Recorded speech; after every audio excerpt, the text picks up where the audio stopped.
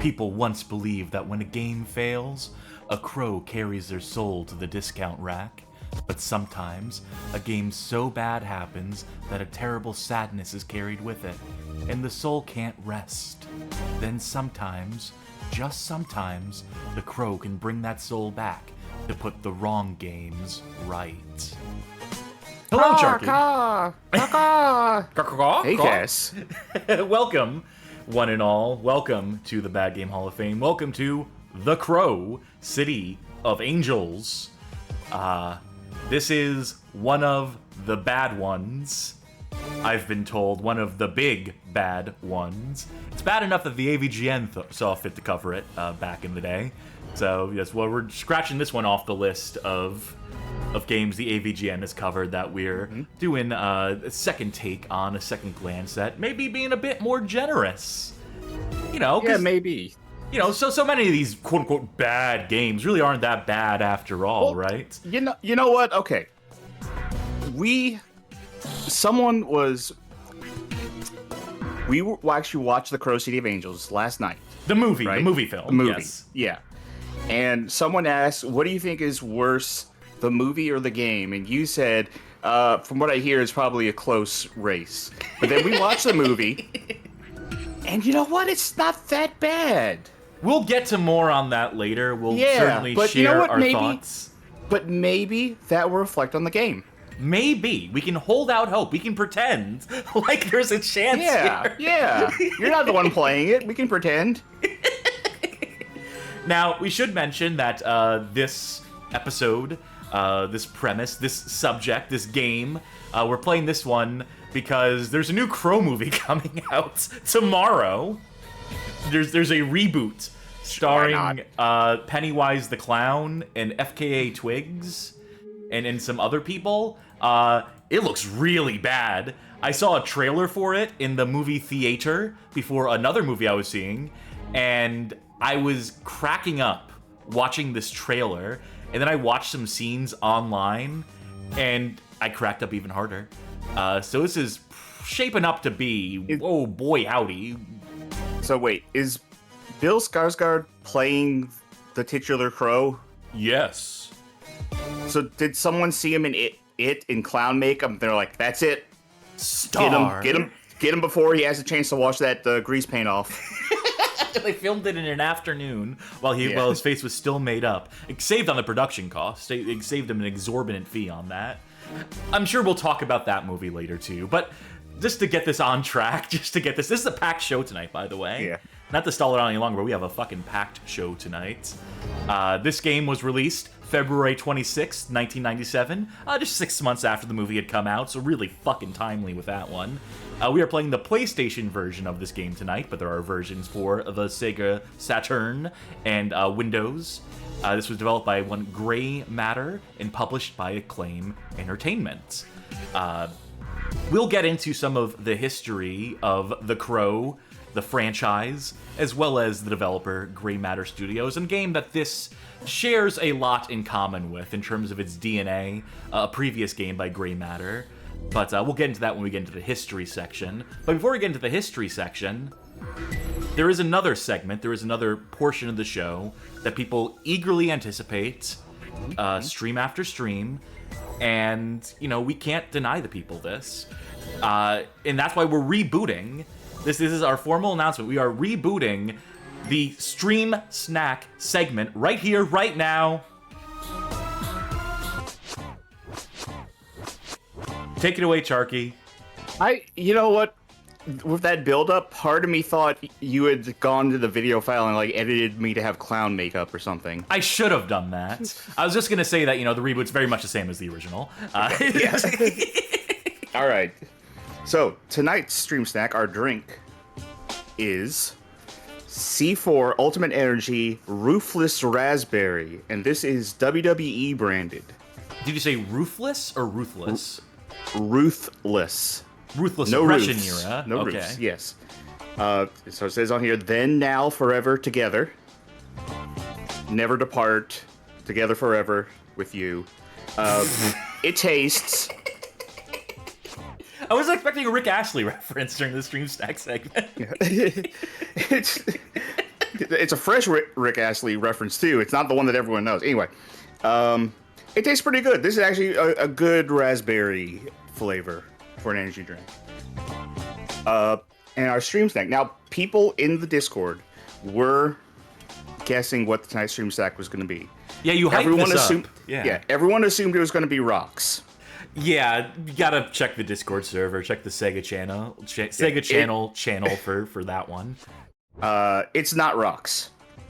Tonight's stream snack is Bird's Eye veggie pasta penne with cheddar cheese sauce, and this is pasta made from lentils and zucchini. Now, did you pick Bird's Eye because the Crow connection? Was that intentional? You know what? Yes. Now it was. All right. This is the pasta definitely has like almost kind of a green hue to it, a little bit of that. The cheese is just like nuclear orange. Like on the bag itself, it almost looked like a nice kind of like mellow yellowish kind of color, not gold, just very light. This looks like if Kraft mac and cheese was worse for you, but it should be good. It should be better for you at least. It's veggies, zucchini and lentil. Mate, let's give it a taste.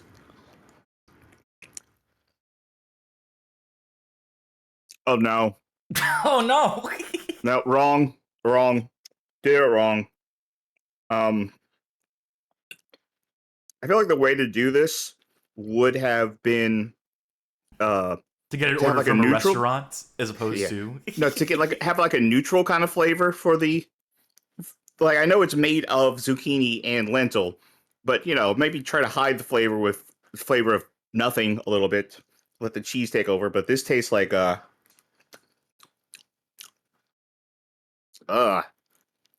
now I've never tasted a foot. Well, that makes one of us. But that's the note I'm getting on immediate taste. Afterwards, it's just sort of the taste afterwards is very, very heavy on the zucchini. I do like zucchini. I mean, I'm honestly I knew what I was getting into, but I'm not a fan of zucchini. Oh, this is zucchini bread. Zucchini bread is fucking delicious.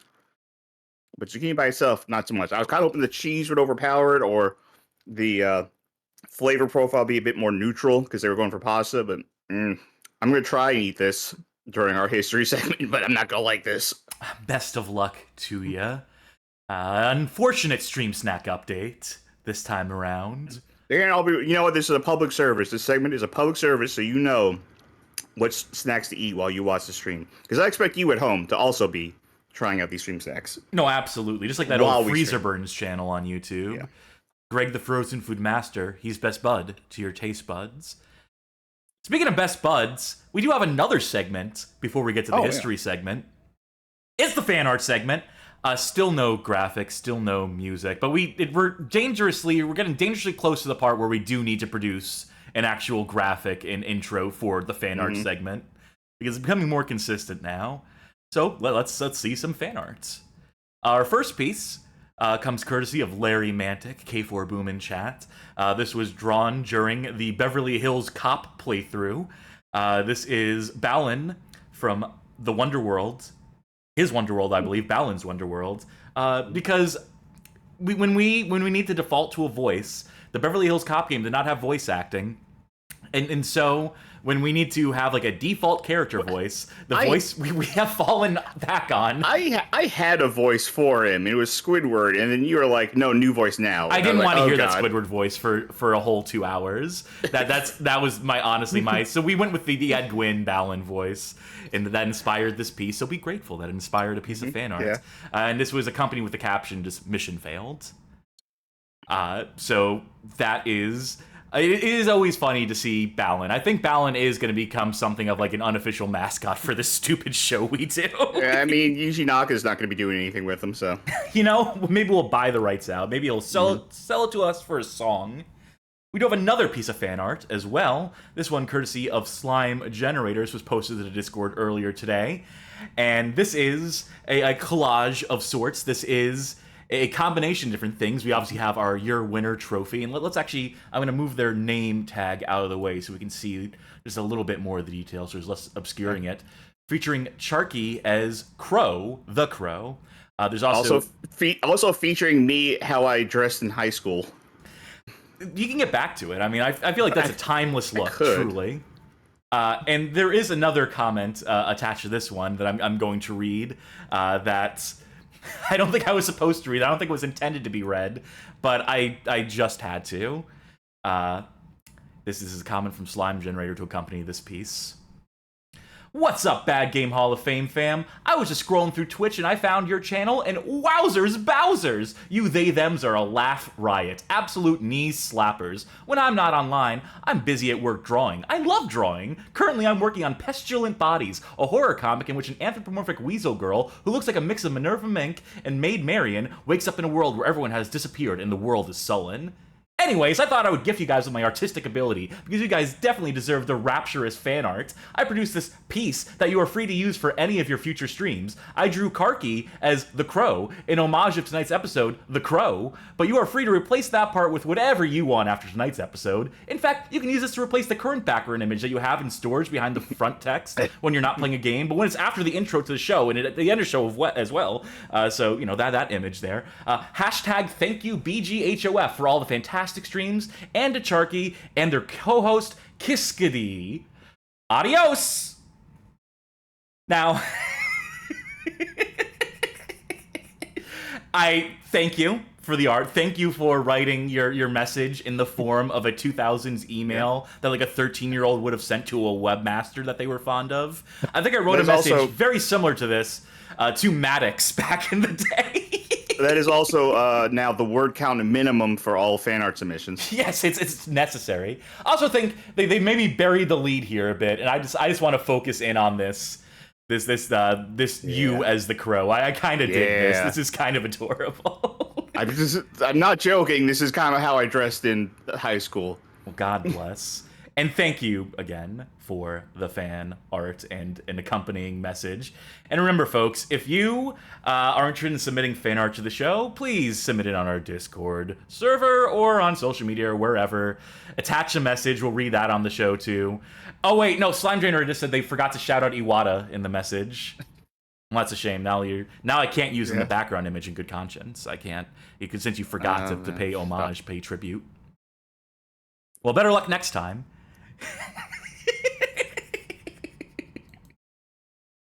All right, it's time for the history segment.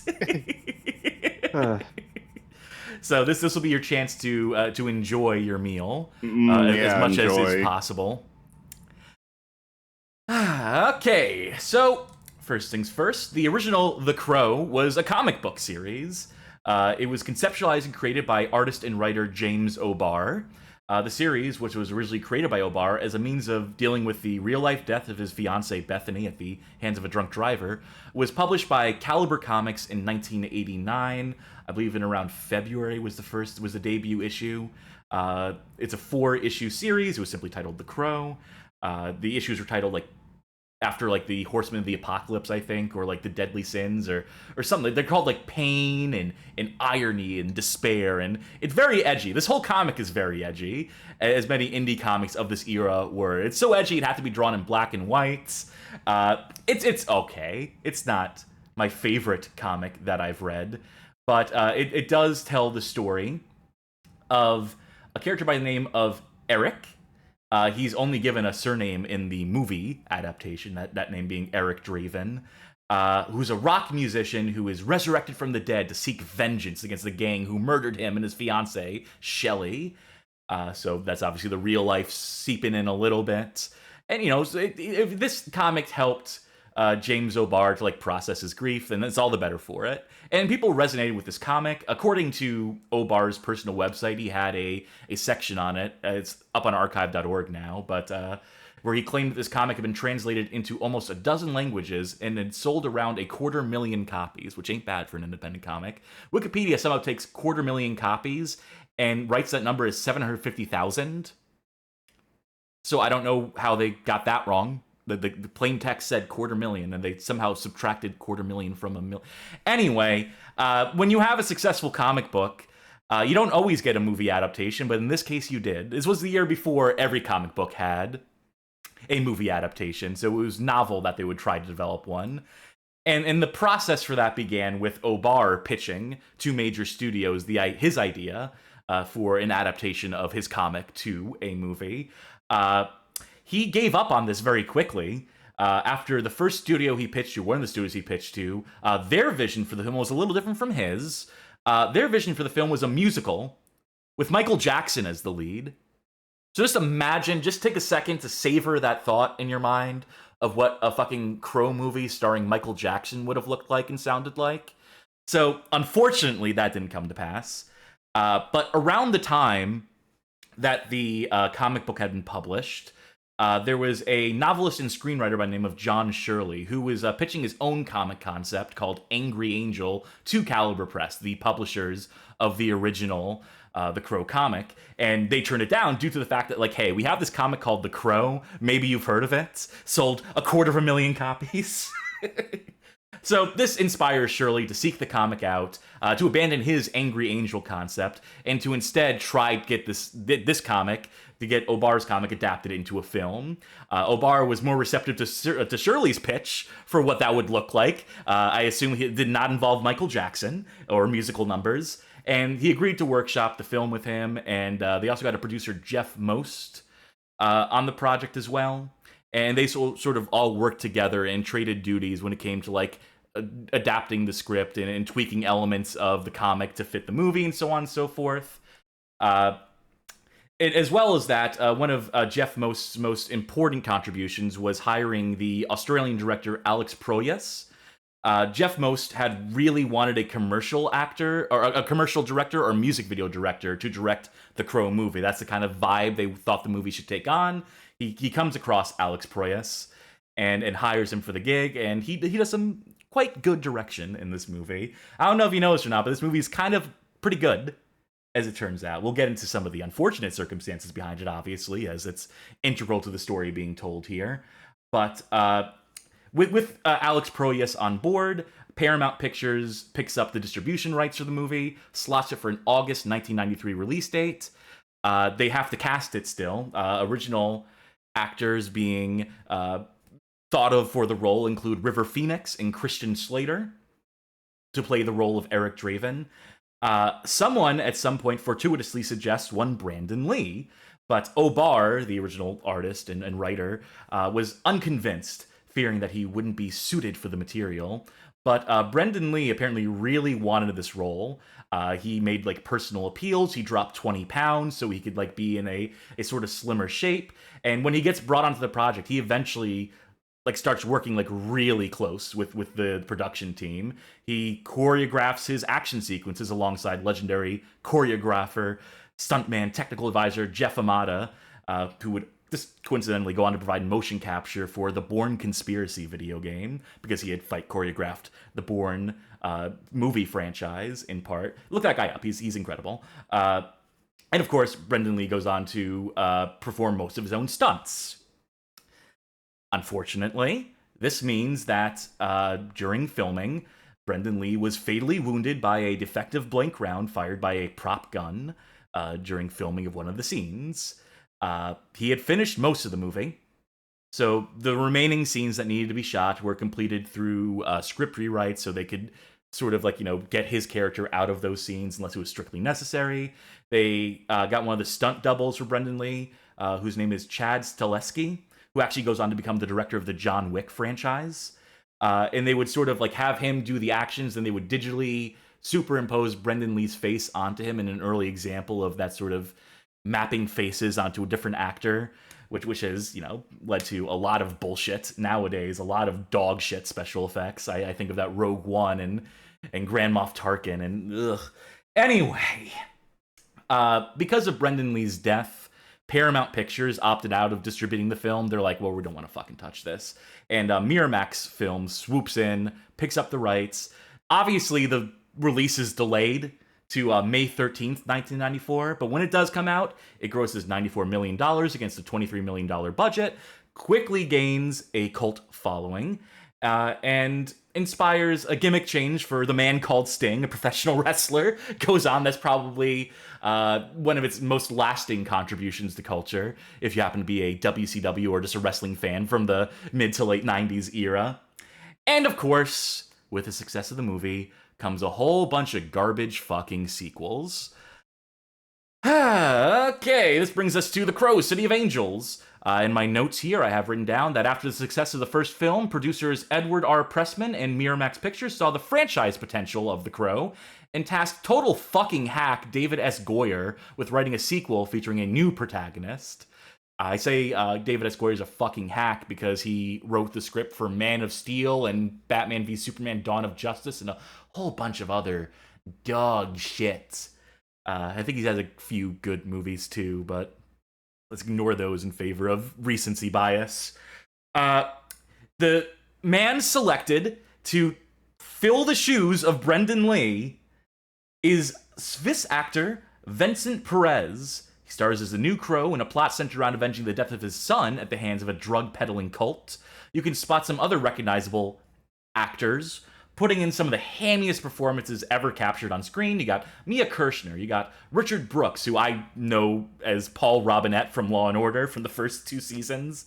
You have Iggy Pop, he of The Stooges, Thomas Jane, the Punisher himself, and Toy Trang, who was once the Yellow Ranger in the original Power Rangers. Just some of the names appearing in this film. You have a soundtrack that contains multiple covers of like 50s and 60s rock standards by bands like White Zombie, as well as just some music, like some original songs by some of these bands that they snuck in. The Deftones make an appearance in the movie, as presumably themselves playing for a crowd of people who are just as content to watch them play on a stage as they are to watch a man get like hung up by the neck and killed. They seem just as equally pumped about those two different things, about those two different activities, one as the other. Here's the thing, though, about this movie, and here's partially why this movie winds up not being beloved in the canon of The Crow. During editing, producers Bob and Harvey Weinstein, villains that they are, took the film away from director Tim Pope with the intention of, quote, making it more like the first one. According to Pope, the Weinsteins directed the editors to structure the film like its predecessor, taking in some of those music video and commercial beats in editing, to the point that scenes were repurposed as flashbacks in the context of the final cut, despite not originally being intended to be flashbacks. These are things that are supposed to play out in the movie, and just for time, this movie is like a cool hour and 30 minutes. So Pope hears news of this. He returns to the UK. The Weinsteins reach out to tell him that we've constructed a quote-unquote director's cut, which he wasn't even involved in that aspect of it. So Pope refused to see it, to ever watch it, to contribute to the commentary on the home media releases. Just washes his hands of this whole fucking thing. His experience making The Crow, City of Angels was so unpleasant that he stepped away from making movies for 20 years. Thanks, Weinstein. You hack. The film went on to be critically lambasted following its August 30th, 1996 release, though it did go on to earn $25.3 million at the box office, against a production budget of $13 million. So when you take the production budget, then you times 2, because that's usually the ratio people use to determine what a marketing budget is. So you add 13 to 13, that's 26, and ooh, that's probably not going to be a profitable movie. Of course, it can make some of its money back during the home video era and syndicate reruns on TV and so on and so forth. But the point is, movie did not set the world on fire. And a big part of this, you can blame the edit, you can blame a number of factors, but I think one of the biggest things is just the fact that that original Crow movie, as I mentioned, Brendan Lee, kind of like an irreplaceable talent, kind of like a dude who was like really passionate about the character and the production of the movie, and was just like effortlessly cool in his portrayal. And you get this Vincent Perez guy who, God bless him, can't fucking act, to ham it up to a degree unfathomable. Who is the way I described it when we were watching it was like the first Crow movie is WCW's thing, and the Crow City of Angels is TNA Sting. Yes, I think that is an accurate. To the point where he's doing like Joker shit, where he's doing like magic tricks with the cards and stuff. It's very goofy. That being said, the movie's enjoyable enough. It's not the worst thing I've ever seen. I enjoyed it in its, goofiness and badness. Vincent Perez's performance is certainly amusing. It does carry over some elements from the first movie, namely the character of Sarah, who's like the little kid in the first movie. She's all grown up and now has a fetish for the Crow. For people who look like the Crow, I guess, in this movie, which is kind of, don't love that. The main character, by the way, Vincent Perez's character, it is a separate Crow. It is meant to be like anthology to the extent that every successive Crow is a new guy who has died and has their own quest for vengeance. This Crow's name is Ash Corvin. Corvin. Might as well say Ash Corvid. Ash the Crow Corvid. Why not, right? There is a scene... Well, let me say this first. When we get into the game, and if you watch the movie, one thing that your eyes will not be able to move away from is this stupid midriff vest that Ash Corvin wears throughout it. It looks very silly. It makes him look very not intimidating. I know it was of the era of the mid-90s, but it's not a great look.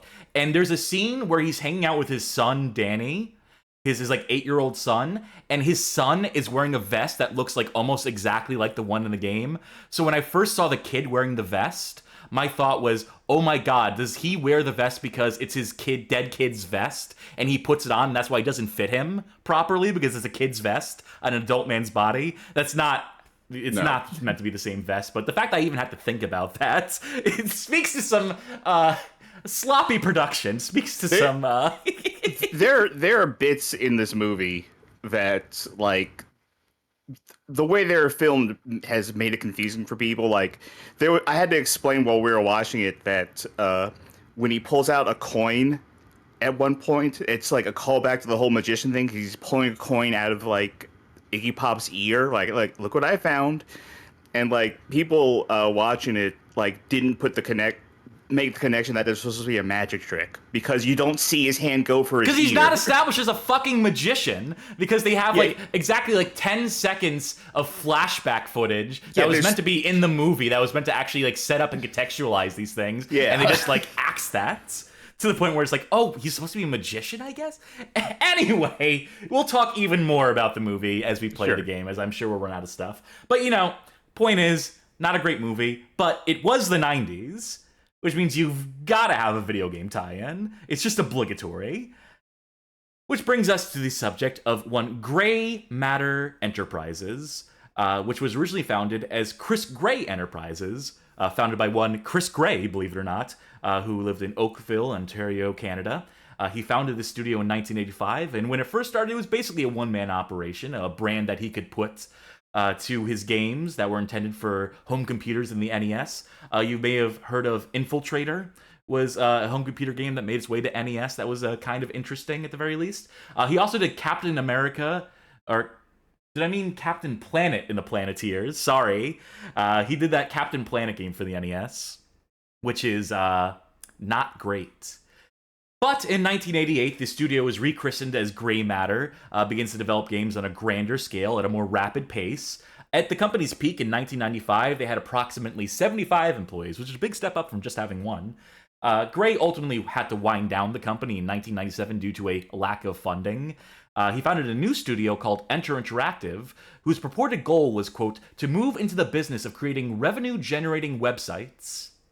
In 1997... Ew, boy, yeah, that, I don't know if you knew this, Chris Gray, but there was sort of this bubble about to burst. The Web 1.0 bubble was quickly approaching at that time, so maybe not the best business. The bubble bursts and all the money flies out and you get all the money. Oh, okay. Well, that's how he was able to get back into game development then. Because he did return to it. He bounced between companies like EA and Majesco, mostly in executive producer, CEO roles. He's still currently listed as CEO of a Tapstar Interactive, who deal in what seem to be very forgettable Android and iOS adaptations of console computer games. They did like Android versions of Blood Rain, Metro 2033, Boulder Dash. So he's still doing something, I think, as far as I can tell. But getting back to Gray Matter, getting back to when the studio was still alive and active, they put out a number of games. Here is a list of some of them. I'll just highlight some of the big ones here. There was Technocop. That was a home computer and Genesis game. There was Road Raider for the Amiga and Atari ST, which actually gets a remake as an NES game, as a Mad Max NES game, as a matter of fact. Beginning Gray Matter dealing with movie licenses, which they segue into Dirty Harry for the NES, which some of you may have also heard of. And then they move on to do Wayne's World for the SNES, the Terminator for SNES, WWF King of the Ring for NES, The Incredible Crash Dummies for SNES. Oh, God. Yeah, sounds familiar. Yeah, we've played a few of these for our recurring segment, the LJN Connection. Check out our playlist on YouTube. So that's a lot of license trash. A lot of LJN license trash as well. And LJN being a subsidiary of Acclaim means that the tale of this Crow game and of Gray Matter and of Acclaim and LJN all sort of weaves together in a bad game Ouroboros. But just know that Gray Matter has a history behind them. And one of their last games, I should mention, their last ever game was the Crow City of Angels. That's the game that killed them. But there was a game briefly before that, slightly before that, by the name of Perfect Weapon. Or as it's known in Japan, Body Hazard, which is a much cooler fucking name. It's an action-adventure game developed by Gray Matter and published by ASC Games, or published by Human Entertainment in Japan. It was released November 21st, 1996 for the PlayStation, and February 1997 on Windows 95. And the marketing line for this game, are you ready for this? Go for it. Tekken 2 meets Resident Evil. That's how it's like that fucking when they were advertising Far Cry 3 as Skyrim with guns. You know what? I see it though. Well, I mean, I can see what they mean. What it amounts to is disingenuous. It's a fucking clumsy 3D beat 'em up with pre-rendered backgrounds and static camera angles, and just like a touch of really dogshit platforming for good measure. The plot of it goes: an Earth Defense Force top agent and martial arts world champion named Blake Hunter is knocked out after winning a winning match and taken away to an alien environment. Now all alone, Blake explores his surroundings, fighting for his life and trying to find answers. This game was not warmly received. In fact, it was quite coldly received, which is funny because the first level takes place in like an ice planet type place. People would compliment the visuals to a certain extent, but even those who did in their reviews would quickly pair that with like, oh, but the gameplay sucks, though. I got just a couple review snippets here. This is from Next Generation Magazine, reviewer uncredited. In total, Blake lists over 100 moves that he acquires through beating new enemies, but the elementary movement is stiff. Coupled with poor camera work, this could-have-been-good title becomes frustrating and borderline average. Considering how far this game has come along in development, it's a shame it wasn't finished right. 2 out of 5. Victor Lucas for Electric Playground was slightly more generous in their take, giving it a 6 out of 10. But this paragraph definitely goes some places. Can you see how one element of a game's construction can ruin the entire experience? The graphics and sound for this title are superb, but the gameplay, due to Blake Hunter's poor control, bit. I can't recommend that PSX players buy this disc, as much as I really wish I could have. I do recommend that you give it a try, though. Who knows, maybe after a weekend's rental, you'll find the game is totally playable and worthy of the dough, and I'm just off my nut. It's been known to happen before. All I'm concerned with is that you guys look before you leap into this one. Potentially, it's somewhat safe to say that ASC Games and Gray Matter have an incredible video game franchise here, but unfortunately, Blake Hunter's first adventure is one-eyed skip. You know they'll get it right next time. Oh. You know, by the way, I had memories of this game, but I kept thinking that it was like every image of this game in my mind, I thought it was from a Time Cop game. No, it's an easy mistake to make. Because I was confusing in my head of Time Commando, and I confused Time Commando with Time Cop. That's, an easy mistake to make, I will say. So, they'll get it right next time. And that next time happens to be in the form of the Crow City of Angels, which shares a lot of DNA with this game, as I mentioned before. If you look at this screenshot, this looks very similar to the game we're about to play, and that's because these games were developed in tandem with one another. See, Acclaim had planned for their license tie-in to the Crow City of Angels to be released early in the fourth quarter of 1996, in August, in order to tie in with the release of the movie that it's based on. Goes on to miss that window by 7 months, as I mentioned, ultimately debuting across the PS1, Sega Saturn, and Windows on February 26, 1997. And you have to imagine that Perfect Weapon is being developed at the same time as Crow City of Angels, that they're working on both these games at the same time, that they share a code base, they share a combat system, they share a lot in common mechanically. But, you know, the problem with doing that, with developing games in tandem, is that if it turns out the core game that you're developing fucking sucks, and then one game comes out, and it doesn't review so hot, you're stuck. You're committed, because you've already started development of that other game. So, they delay it as much as they're able to. They try to buy themselves some months to tighten up the graphics on level 3 or whatever, to maybe try and tighten up the gameplay. And the one impressive or interesting sort of thing is that all the characters in the game are animated with Acclaim's motion capture technology they were really pushing at the time. One of the first studios to do like full-on motion capture for their actors, beyond just like rotoscoping for sprites and whatever. Which is why the characters in the game ultimately look like wrestlers. The same sort you'd see in like the early WWF PS1 games and the later WCW and ECW titles. So that sort of stance they all take and their weird proportions, that carries over into some of those games. So it's a nice little like bit of blood shared between those. And there's one more note, and this is the last note I have before we jump into the game itself.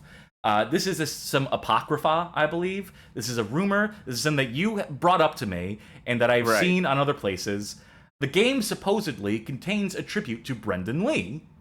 To quote the Wikipedia page, which does not source this, what I'm about to say at all.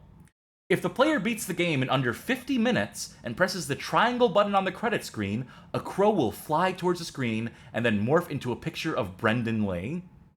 Bullshit. Yeah. Absolute bullshit. The speed run for this game is like 57 minutes. That is the world record on this game. This is some playground bullshit. Did you say the game FAQs, like the walkthrough for it, claimed it was 15 minutes? No. The walkthrough said it was 50. All right. But actually, I have it up right here. It says, supposedly, if you finish the game in less than 50 minutes, you can press triangle. However, I've been unable to verify this. So, yeah, it was just in the guy's like, I don't know, I heard it. Why don't you try it? So you're going to beat this game in under 50 minutes tonight, right? That's what you've been practicing for, and then we'll be the ones to pass judgment on this, to finally put this to rest. I have been practicing this game. I have not gotten past level 1. This game is bullshit hard. Well, that's promising. That's a that's a good portend of things to come, I think. Well, with all that history out the way, with all our segments out of the way, there's nothing to it but to do it. I'm going to launch the game. Charky will be playing this tonight, as hinted at, as established there. And let me go ahead and get this up and running. Bad Bird Productions. Apropos. Content! Content, my favorite. That's my favorite genre of game, is the content genre. I love games of content.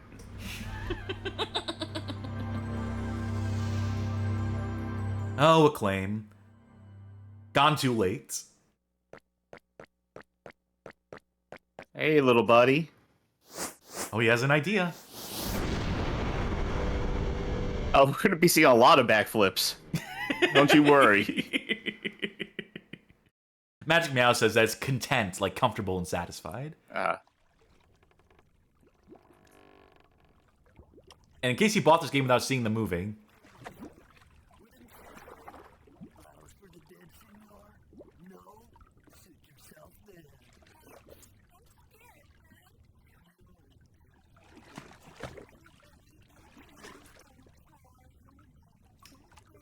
this is a lot more confused than the scene from the movie they're trying to recreate here. Mm-hmm. It's not much better. It's not much worse. It's a lot less green than the movie.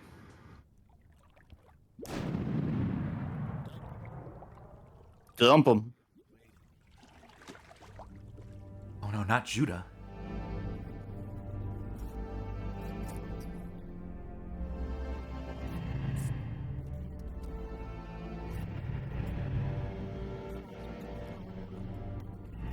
It's a place called Arby's.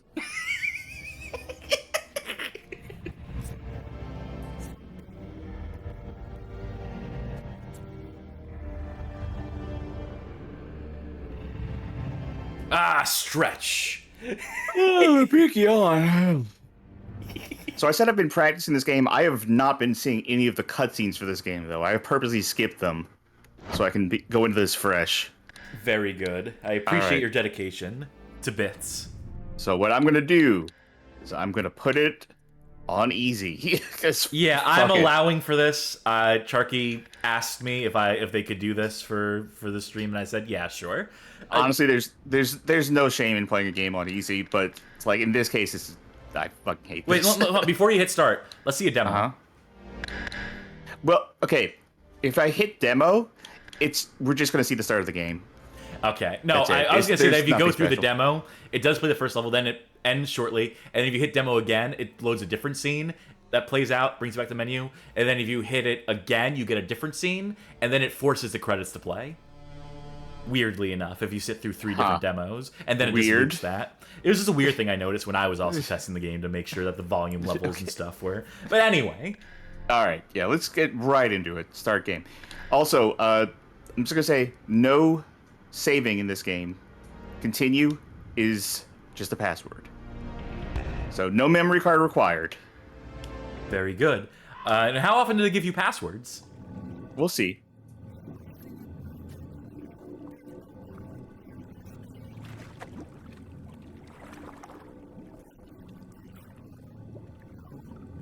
Slightly different. Well, this is supposed to be like in the movie how he isolates each of the people that were responsible for his killing, and he quotes their lines back to them. It's supposed to be thematic. It's supposed to be cool. And here we go. Here we are. Admin Artfile asks, is that supposed to be Iggy Pop's character? No, that one comes later. No. Though I did make that mistake because there's a YouTube upload. We were watching scenes from the movie on YouTube before we watched the movie, and they all have Vincent Perez, Iggy Pop in the title. And so we saw the scene where that guy, the orange-haired guy, gets killed, and I saw Iggy Pop in the title. I'm like, is that Iggy Pop? Just because of bad branding. Okay. He's trying really hard to pick up that item, but he couldn't pathfind to it. I got a pipe. Actually, before I even mess with the pipe, I should show like the basics. Well, if you have a weapon, you can hold X to do that. Toss it out. You got your punches. You got your kick. You got that. You can safely run. Sound effects. All right. So in addition to punches and kicks, you have contextual attacks. So if I just do kick, it does that. If I hold right and do a kick, it does that. All the things are in the manual, but like the only one that matters is the roundhouse kick, from what I can tell. You're not gonna pick up that beer bottle on the ground? It keeps spinning around, keeps rolling. They developed perpetual motion with a beer bottle. Is there anyone else in this room? Nope. Just moving on. You know, I think there's actually less enemies on easy. Oh, thank God. Actually, I want to get rid of this beer bottle. Adam and Arcfile points out it's a rolling rock. I should have thought, if that was funny, I would have thought I need to... Triangle is supposed to grab somebody. There you go. Whee! K4 Boom says that our protagonist is just Drake of the 99 Dragons. If he wore a midriff. Upsy daisy. You know, there are some scenes in the movie where he's wearing the trench coat. They should have gone with the trench coat. Yeah. For his in-game model. Too many polygons. I guess so. Oh, look at him, like, turn into a stick man. Sometimes when these, like, the goons die, they just shrivel up. They were perfectly in sync with each other. They must be twins. Okay, I want to point something else out. Well, first of all, when you complete an area, the crows appear on the ground. But you see the crow next to my health bars up there. Yeah, in the top center of the screen. So when I start a scene, it's like bright yellow, but then the longer I stay here, it starts getting like grayer and grayer until it turns black. So that is a system in this game where the longer you stay in a screen or on a scene, you start to become weaker and the enemies get stronger. That's some human killing machine bullshit of just like punishing the player. So you see it's almost black now. So the longer I'm here, the worse I'm going to be. And the harder it'll be to actually finish the scene. But that'll replenish once you move on to the next screen? Yeah. Alright, at least there's that. And also when it's going like that, I think that means, hey, you're out of crow juice. That, like, you're officially... Okay, so yeah, you see it refilled. That dude tried to throw a knife at you. That was very rude of him. Johnny Baggett says, I still can't decide if Ash's skin is meant to be fully white or if he's wearing a white shirt under his leather waistcoat. He's meant to be, like, dead. He's meant to be a corpse that was, like, brought back from underwater. He's meant to be discolored to a certain extent, yes. Is my take. He is not wearing a shirt underneath that vest. I kind of wish I had kept that pipe, because it's like one of the good weapons. I'm sure I'll find another one. What about the knife? Is the knife any good? Doesn't seem to be. I think I broke it, actually. Well, now there's a couple more on the ground for you. Where are these faces you pick up? Oh, that replenishes your chrometer. That's health. Yes. Yeah. Oh, no, that replaces my health. But your chrometer's also yellow, though. It's also back to full. It's not full. I can tell it's definitely not full. But well, it's not pitch black like it was earlier. Yes, because I switched scenes. No, I thought this was a switch scene when you have a full loading screen. No, you'll see sometimes. Even without a loading screen, sometimes it'll refresh. Now, it might be hard to see, but I do have 3 health bars. Oh, yeah, I guess you could call them, like, lives, more or less. Do you get, like, continues or, like, lives, or...? So, okay, so what happens is, once you lose one of those bars, you'll get knocked down, and then you get back up, and then you have that many bars left. Now, you can still regain health and get those bars back. I think the idea is that once you hit the bottom of that, like, if something hits you real fucking hard and you have, like, barely any life left, you'll only lose as much life as you have left in your current bar. Okay. So if you get shot and you only have a sliver of life, one of those bars left, you'll only lose that sliver. So there are guns in this game. There are guns. I read a review that complained that this game would have been better if it had guns in it. Oh, no, there are guns really early on in this game. Yeah, so I'm going to assume that whoever wrote that review, I can't remember who exactly it was. I was going through the Moby Game reviews, and they mentioned, like, it would have been better with guns, and I'm just like, oh, so that person clearly didn't pay past the first level, or past the first few screens. This game is definitely worse because of guns. Okay, well, there you go. Hey, clown face. Ow. You know, they call you clown face, but they don't know the tragic backstory behind your clown face paint, which is that it was drawn on your face by a random girl that you met. Yeah. Who used your child's watercolors to paint your face like that. Like, it's like the moment she saw him, she was like, now hold still. That's not what happens in the movie. She says, I want to help you, and then her help what her help amounts to is, all right, I'm painting your face, and you're good. And I helped! Oh, you have a back kick. Whoa, you have a back flip, too. Why is that lady just breaking bottles in the back? When I try to press buttons to do specific attacks, it seems to take that as a suggestion rather than a command.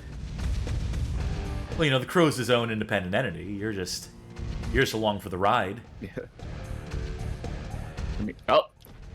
I do not know how they counter.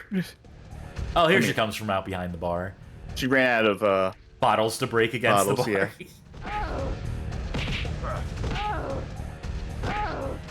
This really is the move. Bad. This really, I mean, first of all, I think you could probably tell looking at this. This is tank controls. This is a tank control beat 'em up. Sure. And it's not even like Trag where that works. Like, it is so stiff. So it's like Tekken 2 meets Resident Evil, is what you're saying, right? I'm stuck. Are you stuck? Oh, there you go. Okay, I'm unstuck. That happens a lot. You get stuck on the environment. Yeah, he said to type /stuck into the console, or exclamation point stuck, depending on the game. honestly, like, I think the real strategy is if you get stuck, just turn around and do a backflip. I mean, that's my solution in real life. When I get my foot caught in something, I'm just like, all right, backflip out of the situation. You said there's seems to be less enemies on easy. There seems to be more enemies on this screen than any time I've ever played this. You know, maybe it's that sliding scale difficulty. Maybe you tell it, like, start me on easy, but then you're just doing so good at it. It's like Resident Evil 4. It scales up. They're like, all right, this is a professional we're dealing with here. Also, you have to defeat all enemies. So there's no skipping. Well, yeah, your vengeance is like a, you know, it's a 100% or bust. What if I just go through the rest of the game like this instead? Like Bioforge? Yeah. What if I just make my own fun, you know? If the game's not gonna... If the game's not gonna be fun, then... Oh! Well, it's quite the pickle you got yourself into. Alright, we're good. Can you bust that crate there? That crate looks like you should be able to pick it up, kick it, do something with it. Let's see. Let me hit X, which is the pickup thing. Oh, there's a bottle. Oh, it must be like a box full of bottles. Yeah. Well, out of bottles. Fuck this. What is this, I want my GoldenEye? beer. This is a universe where everything is explosive? It's just... Everything is like an Aqua Teen Hunger Force joke. I think that's a gun that he's holding. Well, yep, that's a gun. Ow. No, it will not be mine. Fuck. I would take getting kicked over that gun. Stop it. You just Get keep close. crouching. This dude is stanced up like a wrestler, but a wrestler with a gun. Okay, so you saw the Why explosion. did he blow up? So the thing with guns in this game is enemies can't drop guns. If an enemy is holding a gun and they die, it explodes. If you're holding a gun and you get knocked down, it explodes. If a gun touches the ground in any way, shape, or form, it explodes. I've also lost one of my health bars. And you're about to lose the second one. Yeah. Oh, get that face. You gotta restore your health. Come on. There we go. And what's that nondescript object in the middle of the arena here? Barrels. Barrels? Yeah. Let's get on top of it, get a better view. I'm doing some Cirque du Soleil instead. I know what you're trying to do, but this I don't know if this is gonna work or not. Maybe there. There you go. There we are. Hey, now you're down to 1 bar of health. Hope that bit was worth it, Charky.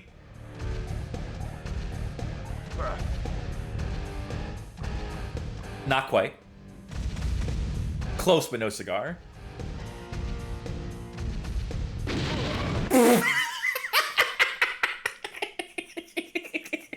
Make your own fun, you say. So, let's check out what happens. If you die. Wait a minute. Oh, wait a minute. Whoa, hold on. I killed myself. That was the load screen for the next level. So I lost all my health. I was straight up dead. But then I got catapulted into the docks. Take damage to save time, baby. I didn't expect that. Did we skip a bunch of content? Do we need to go backwards? Do we need to rewind so we don't like... No, this is functional. This is still working. Are we missing a cutscene at this point, though? No, we're not missing a cutscene at all. Okay, then. I found a way to kill myself, but then also get health back. All right, speedrunners, take note. Let's get that time down to 50 minutes so we can see that tribute to Brendan Lee. Stop trying to jump onto these fucking things. You're gonna die. Just knock it, for fuck's sake. I'm gonna die. Well, now we get to see this cutscene. Great.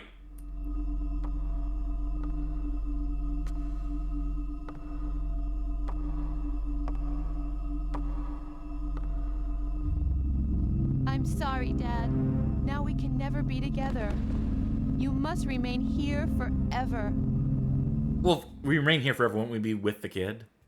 Yeah, I mean, is the kid actually alive? Is that the trick? Oh, back to the title screen. Okay. Yeah.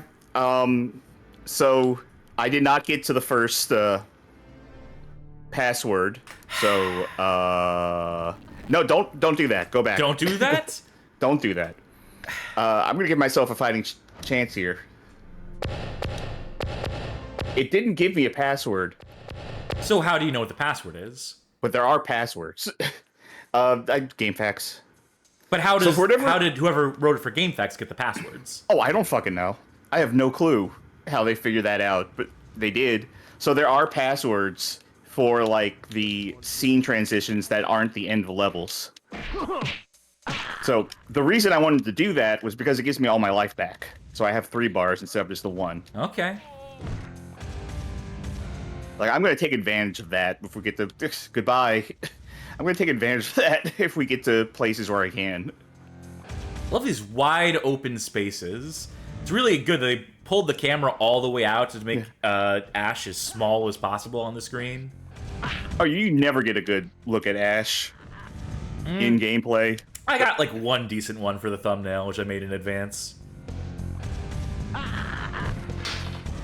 He takes the damage before he even hits the ground. Oh, I finally got an item. There we go. That's way better than trying to kick him. Jesus. I really should have never dropped that pipe just to show off how things work. Well, you'll hold on to Fuck this being one until Pharaoh. it explodes. These don't explode, thankfully. Well, that's surprising to me, honestly. Although there's a part later on where it's actually going to be worth it to drop this crowbar. I think I'm holding a crowbar.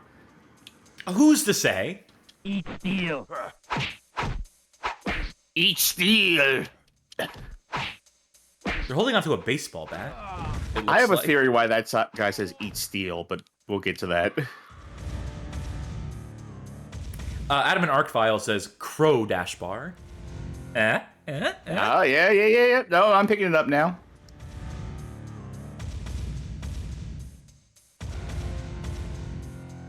This game is supposed to take, like, the long play looks to be about 2 hours, right? Yeah. Give or take.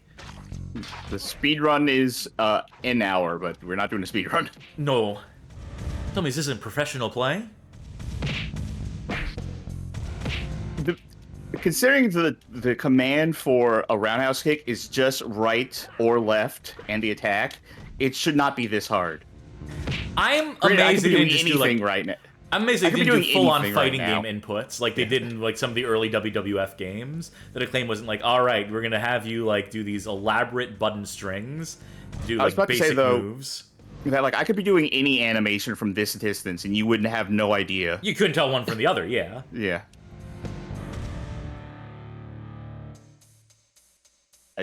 I think every time that the music changes, that's a full-on level transition, so we're not there yet. I would love to knock this guy into the water. Oh yeah. he seems game for it. Oh yeah, Mr. Krabs. Now, I saw that guy throw a knife, and it seemed to hit his Yes. friend in the back and not you. Yes, there is friendly fire. Just like in... What dog shit game was I playing the other day? Fuck, Beverly Hills Cop. Yeah. Which actually, coming up, it will be the payoff to something I said during that playthrough. Ooh. So, folks, we're going to pause here for 3 hours and give you time to watch the Beverly Hills Cop stream. Watch that archive so you can get full context for this. No, here's what you finish. If you're on YouTube, finish watching this video. Then go back and watch the Beverly Hills Cop video. And then come back and watch this video again. Oh, a story out of sequence. I like that. It's like a real filmmaker technique. We've been doing the movie license games like heavy this whole month, basically. But I mean, it's such a great mine. It's such also, we're doing the LJN series, so... Well, yeah, that one kind of like set us on a path, didn't it? Movies on the mind. Okay, that might have been a scene transition. Hey, you know what movie it might be the actual next. You know what movie film had a shocking lack of action sequences? The Crow City of Angels. Yeah, not a lot of them. And the ones that are there, not particularly great. This is a level transition. All right. God. There's a gun right here. Steel. Eat steel. All right. All right. So Remember how in... well, there goes my gun. Remember how in Beverly Hills Cop you figured out that ducking makes you invulnerable to bullets? Yes. Yeah, the same applies here. Awesome. So when you're crouched, they just can't hit you with their guns? Yeah, but the thing is, they know better here, so they will just try and walk up to you instead. Well, I mean, if they knew better, they would just aim down. They would just move their wrist a little. They would just point down like a couple degrees. Also, my theory is that these guys only say, eat steel, because these two guys are... Why did you do that to your friend? These two guys are, like, programmed to go pick up the guns, right? So that would say, like, eat steel, but then everyone just says that instead. I'm getting my ass kicked here. Are we on a boat, by the way? We are on a boat. This doesn't happen in the fucking movie. You don't remember the pirate boat out behind the bar? You know, I can't say that I do. I mean, it's been a while since I've seen the movie. It's been at least 24 hours since I saw the movie. I can't believe I've lost pretty much all my health already. I can fucking believe it. You can go get Wouldn't your have pipe happened if on I the had the left-hand fucking side. gun.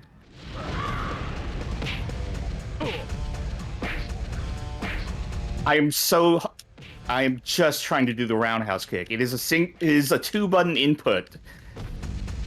He is not doing it. All right. So the magazines on the ground, if you pick those up, do they just like get stowed away, or are they irrelevant? I have to be holding the gun. Fucking awesome. Also, once you have the gun, no way of telling how many bullets you have. Cool. All right, yeah, I'll just take the pipe back. Eat steel. Luckily, these guys don't seem to have guns. I don't know if that's lucky or not.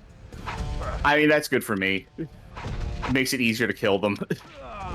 Now, is blocking useful in this game? I know you can block. You can block. Maybe it is useful, but like I feel like it's. Eat steel. I'd be better off trying to fight people generally. I think. I don't think this game rewards passivity. Yeah, it doesn't seem like it. Beam Splash X says, Sid says that you should count out how many bullets you have left, and also have a heart tattoo on your tits that you can look at by peeling the vest away a little bit. All right, can I get my pipe back? Nope. His fighting noise really just sounds like he's sounding like bruh, bruh. Okay. I heard tell, this soundtrack, by the way, we should mention, you know, is incredible. But I heard tell that the Saturn version has a worse soundtrack. Like maybe like the instrumentation choices are worse or something. That's what I've heard.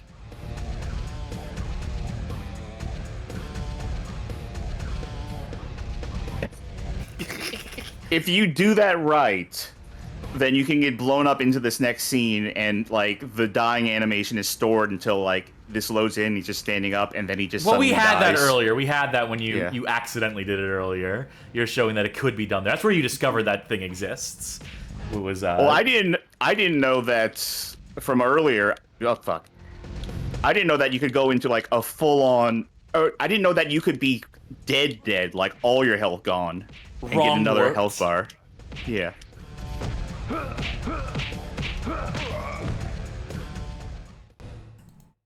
All right. What do you need me to do here?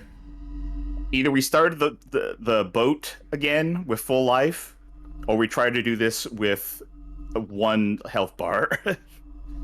Your call. Let's go to the boat. I can see the code from here. Oh, remembers your fucking code.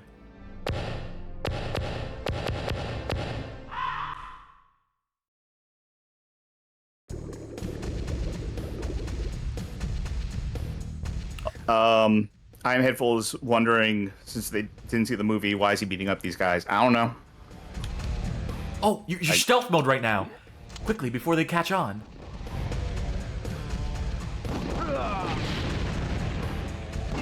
Now this is how it's meant to be played. Yep. Of course, all their guns are exploding. Yeah, so the reason why he's beating up all these guys is because They're probably, my guess is they're affiliated with the drug cult run by Judah.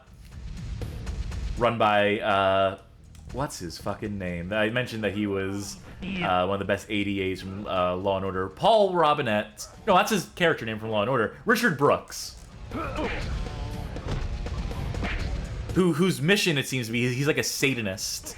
He has like an oracle, a blind oracle that tells him like everything he needs to know, that predicts the future for him. And so his plan is to create a drug that's so potent that everyone who takes it dies. He doesn't want to just like have the city under his control in terms of like running the drug empire. He wants to kill all of his clients. The opening to the movie, one of the opening scenes, is him being confronted by like one of his dealers who's just like, hey, just so you know, boss, like your drug is killing people. So like, you know, you kind of want customers to buy the drugs, right? And they can't buy them if they're dead. And then Paul Robinette's, I'm gonna keep saying Paul Robinette. And then I'm just gonna call him Judah. I can remember that. Then Judah's just like, all right, you think this batch is a bad batch? Let's see you take it. And he shoves the syringe down his throat. He's like, I guess it was a bad batch. So again, just like completely unconcerned with, like, you know, the movie systems takes of economy. This movie takes place in like the 90s idea of LA from people who don't live in LA, what they think LA is like, where it's just the streets are empty except for like gang members and people on drugs. That's the entire city. That's LA, baby. All right, gotta hurry. Gotta get this. Nope, stop. What the hell even is this? Well, now we'll never know. No, I'm gonna rewind you. I want to see what that fucking gun is. Okay. Here. Give you a little bit more of a head start, give you a chance. I would knock this dude out the box first.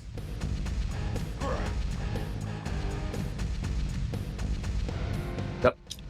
Motherfucker. Get off. That's even worse, because now he's gonna pick it up. Is he? Oh no, he's decided he doesn't want to. He decided to be gentlemanly about it. Merciful.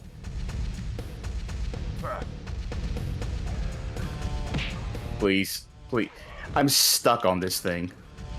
They just had to put those 3 fucking barrels there, those 3 kegs.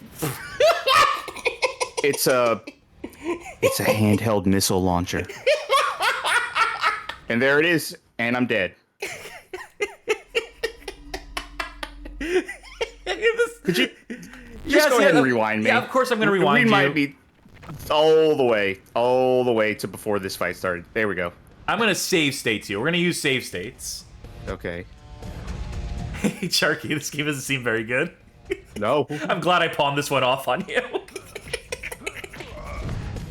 I took one look at this and I'm like, all right, Charky. You're going to play. Yeah, imagine doing this on a higher difficulty. I'd rather not. Slime Generator says, even though I'm witnessing this product and seeing it in motion, what I'm seeing on my screen right now feels more like someone describing a video game more than an actual video game. So hard. It is so hard to do the goddamn roundhouse kick. It is just hit right and attack at the same time. He's going to shoot that thing.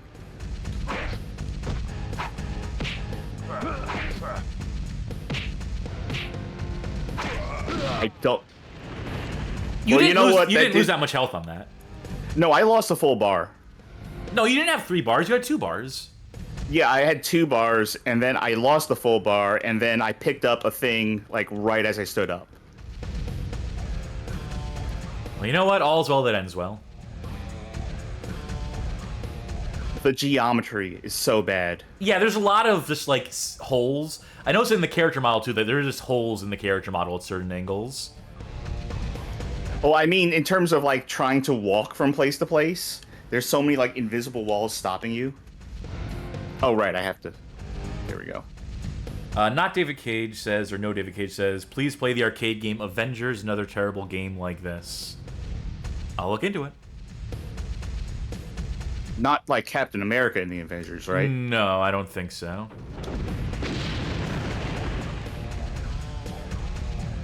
Cool. Well, you got their ass. Oh! All right. There's climbing. There's like. Yep.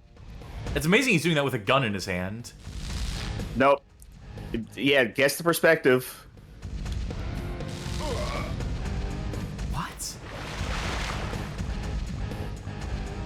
Did you lose your gun for that? Yes, I did. Do you want me to rewind so you have your gun? No, that gun is a liability.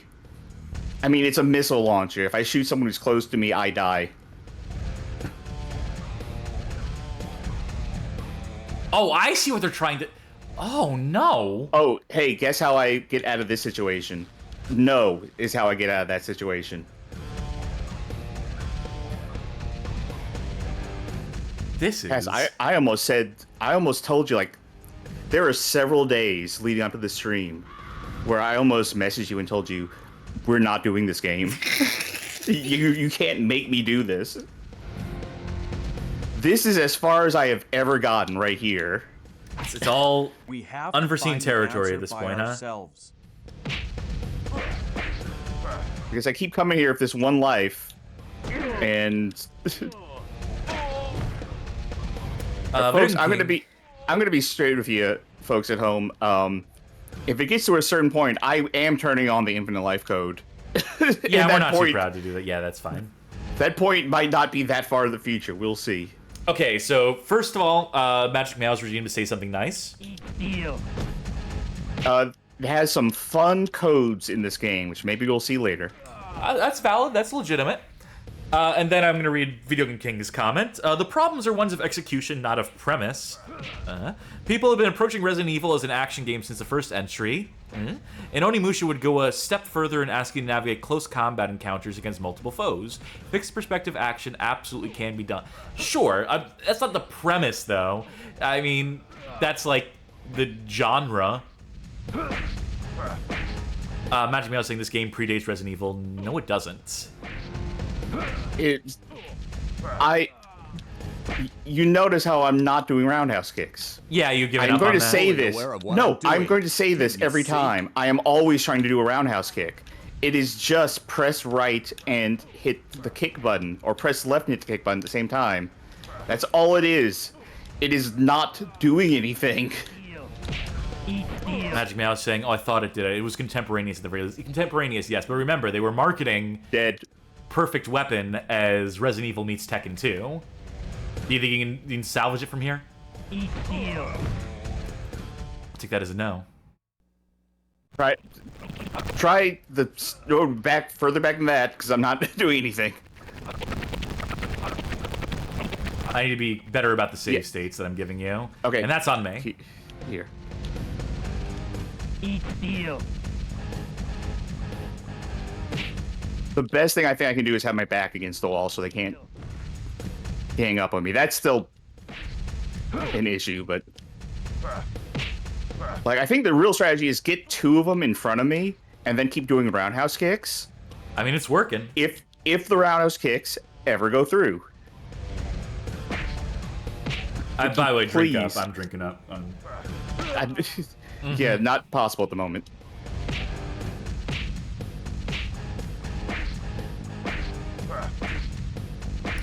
Sid says, I once met a kid who said Fully cheats aware of make what the I'm game, doing. and I Can now you know what see? game he was playing when he grew up. Oh, there's another enemy here. And another drink up for me. Yeah.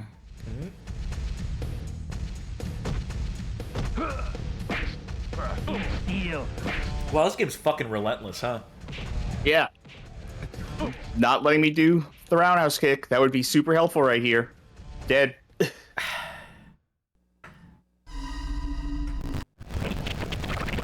Where would help? This is as good as you're gonna This get, is I as think. good as it gets. Deal. Eat steel. They're not carrying shit.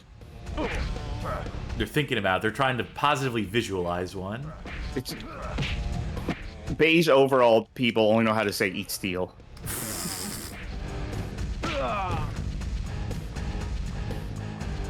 God, there's more. Oh my god.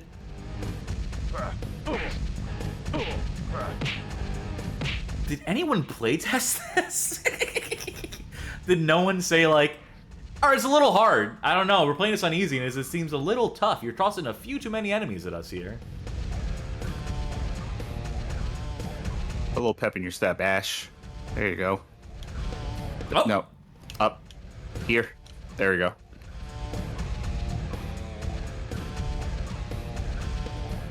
Shotgun? Oh yeah. Trying. He's taking the most circuitous route to get to it. Dead. Like, if you press the pickup button, he has to pathfind to the thing, and sometimes the pathfinding just gives up. Oh yeah. Oh yeah. I think just stay crouched. Let them shoot each other, maybe. Is there a way to coordinate? If I stay crouched, They then just he's walk gonna towards walk you. up to me. Yeah. They just walk to me and they kick me. Nope, never getting that shotgun. I mean, you could die here, and then we can reload the save again. And there you go. Oh yeah. Eat steel. Oh, Good threw a enough. knife directly in your face. Oh, Oh, and I just barely got that health. Those health pickups go away real fucking fast. Out of ammo. Out of life.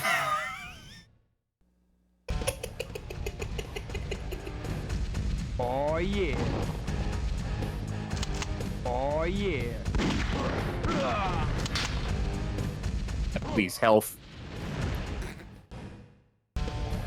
this is on easy, by the way. Magic Mouse This is wanted to on remind easy. people this is on easy.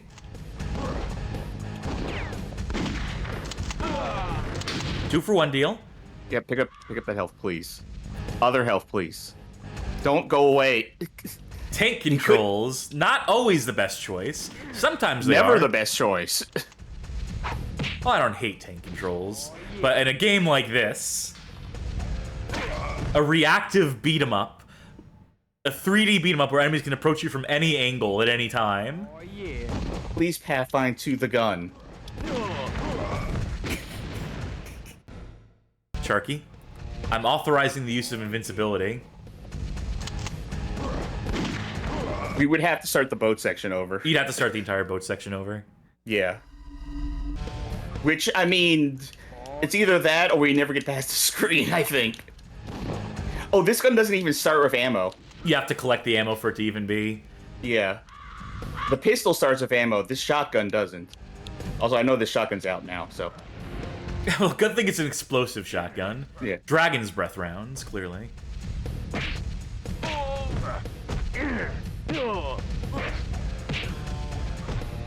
I think it just spawned another enemy.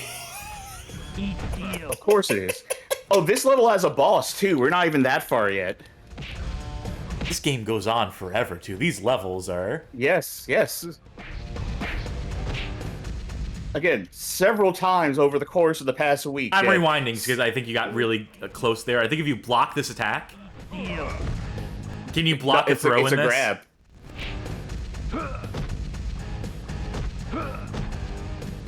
The thing is, like, the computer kind of knows what you're doing and how to counter it. So if you block, it knows it's not going to go for a throw. There's also so many frames of animation.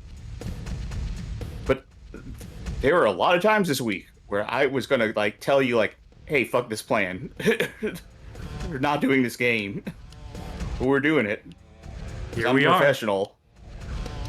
Eat steel. Oh yeah. Oh, yeah. You know, for Halloween this year, I think I might not... I'm not going to go as the Crow. I'm going to go as one of these suspenders guys. Eat steel. And I'm just going to go around As saying, you eat pass steel. out- Eat steel as you, like, present the candy bucket full of, like, bolts to Just children. razors. razors. I was going for something slightly less dark. Well, no, it's not dark because you're just presenting the bowl of razors. Not like razors in the candy. It's literally just a bowl of razors. And the kids are just like, no thanks. And at least they gotta be like, well, at least they're upfront about it. At least Please- there's no false advertising here. They're not sneaking it Please in. walk it. Well, no, you actually hidden like a Tootsie Roll inside the razor. Please walk into my knife. do love the sound effects. The knife has no accuracy. Oh, and remember, the longer it takes me to do a scene, The weaker you get. the weaker I am, and the more powerful the enemies get. Like, both at the same time, apparently, according to the manual. Mateus Ari says they aim for Resident Evil plus Tekken, but hit Alone in the Dark plus Shaq Fu. Shaq Fu's not even that bad, the Genesis version. Read our article, badgamehallofame.com/Shaq-Fu. But, you know, we'll still play that on the show one of these days, right? I think we have to. I think it's obligatory. I'm sure we will.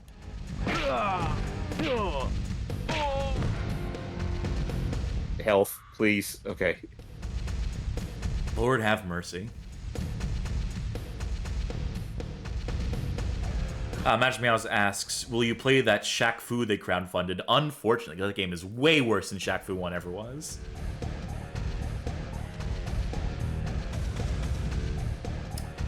It's him! Angelito. Oh, they got rid of my weapon. Cool. Alright, I'm just gonna... I wonder if there's anything around the arena for you. Goodbye. Let me take you on the tour So of in your the place. in the movie film, they fight in like the lab where the drug is produced, and Ash blows the whole thing up with himself inside of the building still, and just walks out of it because, you know, the Crow is invincible. But I guess they didn't want to have a drug lab in their game, maybe. Okay, there seems to be no items. So... That's unfortunate. I'll quick save you here. Oh, there you are. Oh! Whoa! Oh, right, there's different combat moves, I think, when you're in a boss fight. Just like in Tekken 2. Left Davidson asks, okay, so I've never seen past level 1 of this game. Was that the high point? I mean, this is level 2, right? Technically. Oh, I shouldn't have taken so long walking around the room, because now I'm at... How far back can you rewind me? Because I forgot the whole system of, like, I become weaker. Alright, I'll do you this flavor. It might not be... Oh, no, we got a decent chunk of... Perfect, Okay. perfect. Yeah, no, perfect. Yeah. And That's why it just pays saves- to increase the RAM, yeah. And then save me right here. Yeah. Angelito. That's why it pays to give your emulator as much RAM as it needs for rewinding. Yeah, I think if I can knock him down, there's a ground stomp move. Yeah. There you go. Only works on bosses. You can never do that on a normal enemy. Left David says, the Crow walks like the guy in the Virgin versus Chad meme. But does he kick the same way? Come on. Hit.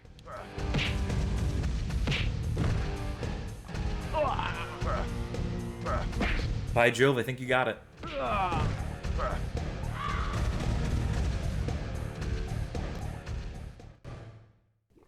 Oh, God. I need a drink. And here's your reward.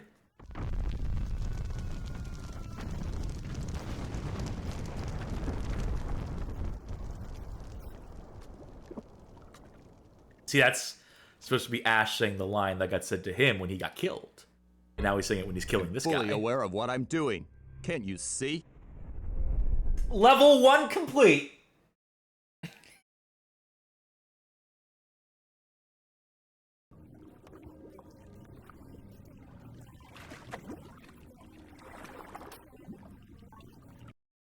So this is supposed to be Troy Trang, the Yellow Ranger. Or Oh, where the fuck was my password? oh, they didn't give you a password. They just completely forgot about that. What is this on the ground? Skulls? Oh, like in the movie where they get the skulls.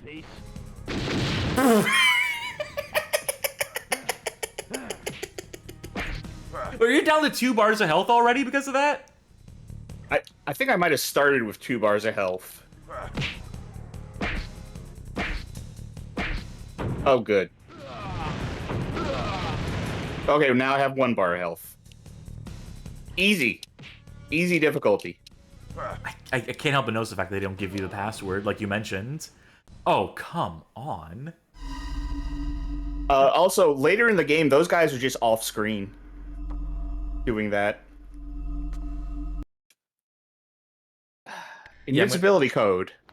We're doing it at this point. We're doing it. Fuck this game. okay. Before you do that, Uh-huh. I'm gonna check one thing. I'm gonna see if there's a way we can toggle it on and off as needed.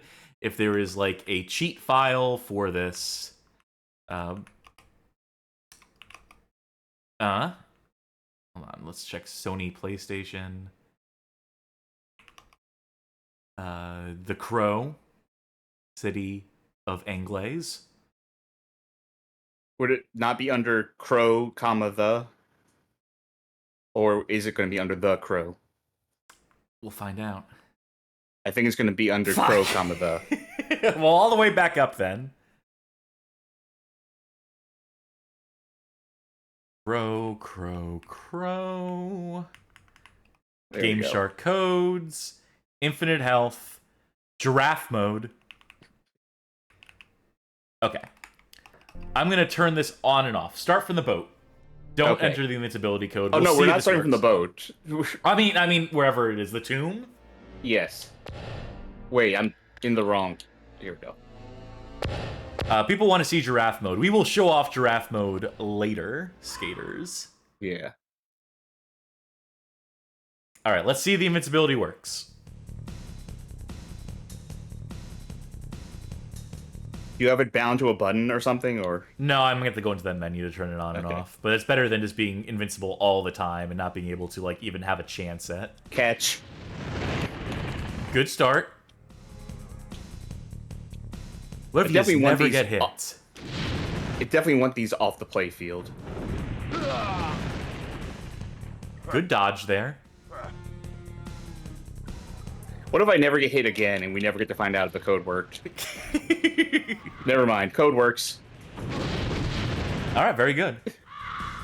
I mean, this is lore accurate, though. Yeah, I mean, technically, the crow is meant to be immortal until you kill the actual crow that follows him around, his spirit guide or whatever. Those are the rules. All right, so you made it past the screen with the explosives and Yes. whatnot. Huh? No, thank you.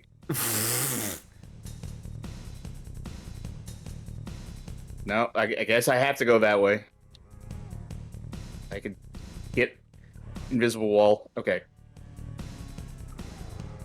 Cool collision. I mean, all the collision in this game has been really cool. And the hit detection and just everything about it, honestly, has been. Stuck. Okay.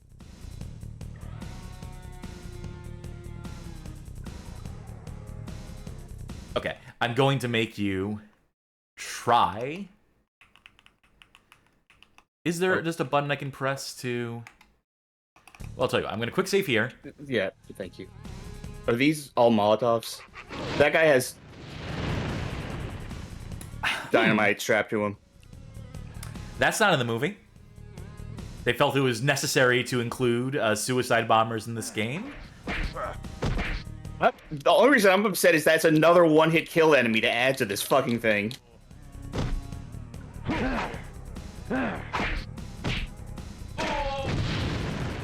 Oh, thanks for the explosion. 2 more? It never ends.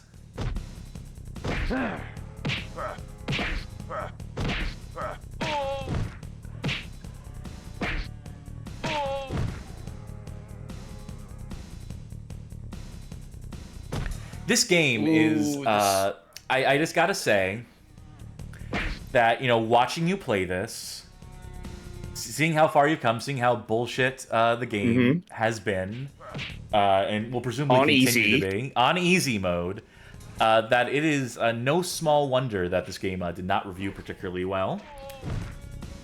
I'm almost amazed it didn't review worse than it did. There were some people who were still willing to give this game a chance.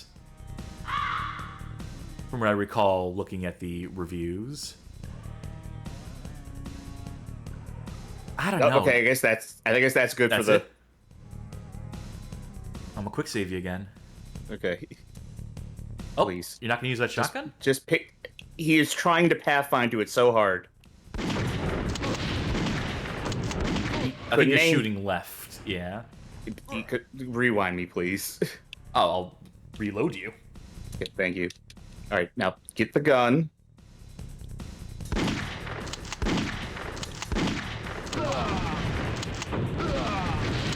I think that guy took himself out the game there. I think he shot the rocket into the wall, in the same way that you were shooting. Oh, I couldn't get to the health in time, so oh well. Fuck it. Well, there you go. Another screen cleared.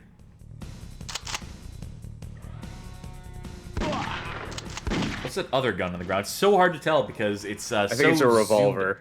Oh, then you gotta demonstrate that. I gotta see my revolver. Hey, clown face. Well, I can't use the shotgun anymore, so... I think you're probably out of ammo for it pick it anyway. How many shots does this revolver have?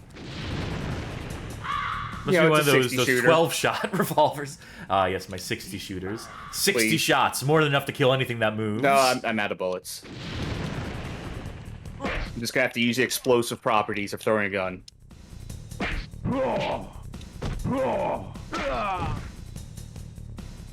You okay?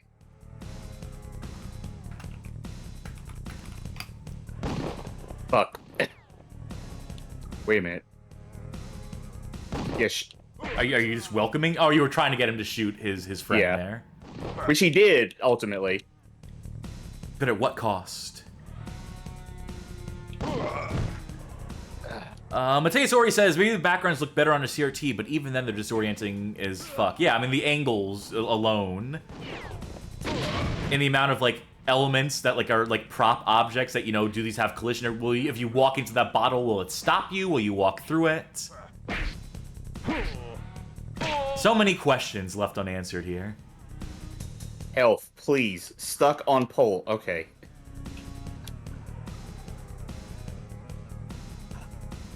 I can't say this is one of the worst games I've ever played.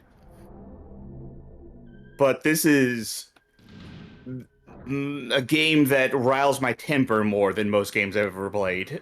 I think that's a fair assessment. What is happening on this fucking Where screen? am I? Did we find the city of gold? What is this shit? Bang. Ay, ay, ay.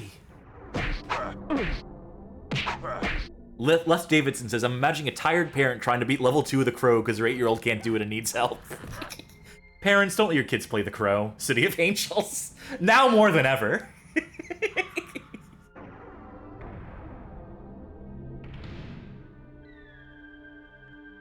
Is that a boomerang you have? What is this supposed to be? Whatever it is, it's explosive, which I guess is not that shocking. I think there was something else. Well, I mean, if you throw it, it is going to explode, though. I don't think this will explode if I throw it. It's only one way to find out.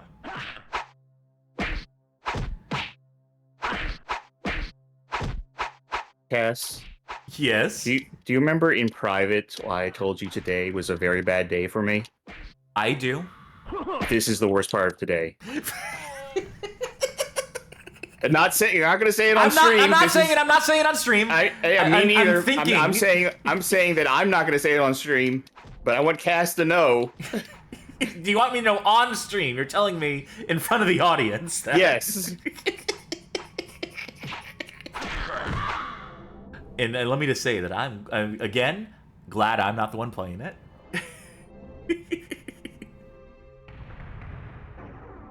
Oh, baseball bats.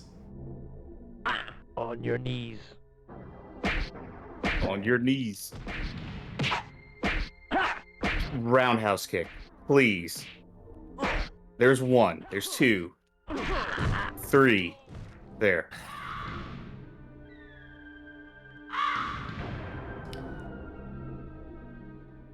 Move!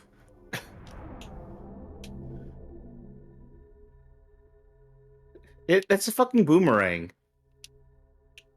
Yeah, it's supposed to be, isn't it? What happens if I throw it?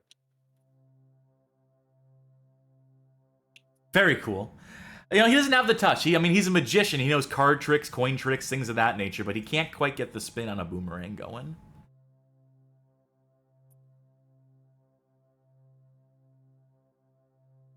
Is this the next level? I can't even tell. Sacrifice. There's so many goddamn loading screens in this game. On your knees. Like according to the thing, like the level after the tomb is the graveyard, and then the church. They're all just gonna blend into each other. Do I want whatever that sword is? I mean, yeah, why not, right? I mean, you'll lose it before the boss fight, but you'll make the most of it while you still can. Also, well, I just want melee to say, weapons don't explode. Oh, go on. I just want to say, brief aside, that if you consistently get like timed out for messages in chat, if you are consistently told that like messages and like jokes you're making are like in bad taste, and you just keep doing it, expect to get fucking banned. I mean, On your knees. just a heads up on that. I can't. I'm trying to crouch so hard, and I cannot. Sacrifice. At least the sword didn't blow up. I'll rewind you on this one because I didn't save state you. And if this... okay. I'll give you a little bit more, then if failing this, I will just give you straight up the invincibility code again if need be. On your knees. Sacrifice. I will also say that you don't need to scold people by name in chat if they're making bad jokes. We have moderators. I'm looking at chat. So you can just trust us at a certain fucking point, please. Now, back to the game at hand. There's so many guns in this game. I'm surprised by the variety of firearms present in this game when they all mechanically amount to the same sort of fucking thing, right? So, you know, variety is nice. Variety is a neat trick. Nice. But when it is ultimately in service of nothing, then there's very little point to it, as it turns out. That you might as well just go with... Sacrifice. Huh? No, I had to just stare at the ceiling for a bit. Oh, okay. I didn't know if I broke something there. What is honking? I have no earthly idea.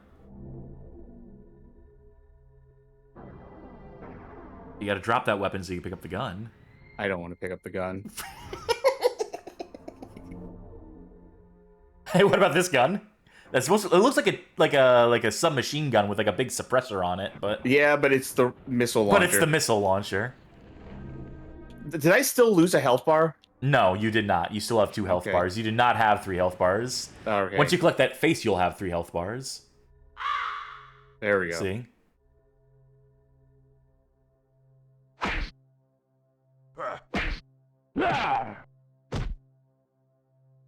Because I think invincibility cheats turn sometimes sound effects to explain where no one's getting hurt. No.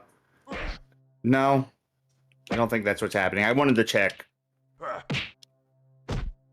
Tim Rod says this feels like an objectively worse Legacy of Kain. I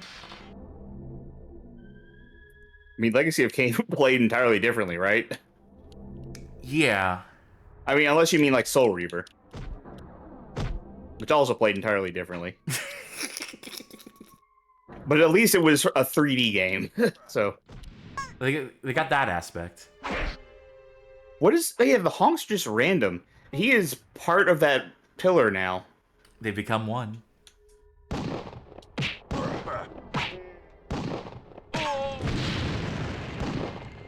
I cannot imagine. I know there's a speed run, and I presume the speed run was done without cheats.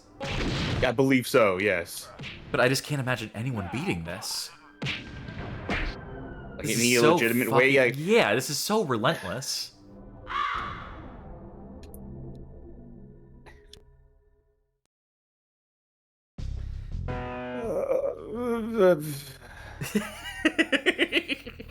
Hang in there, Charky.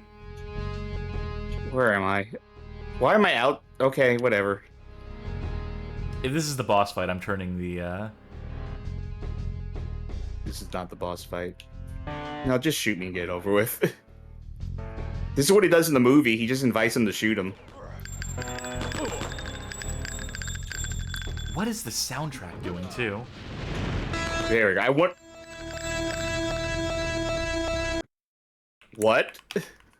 What happened?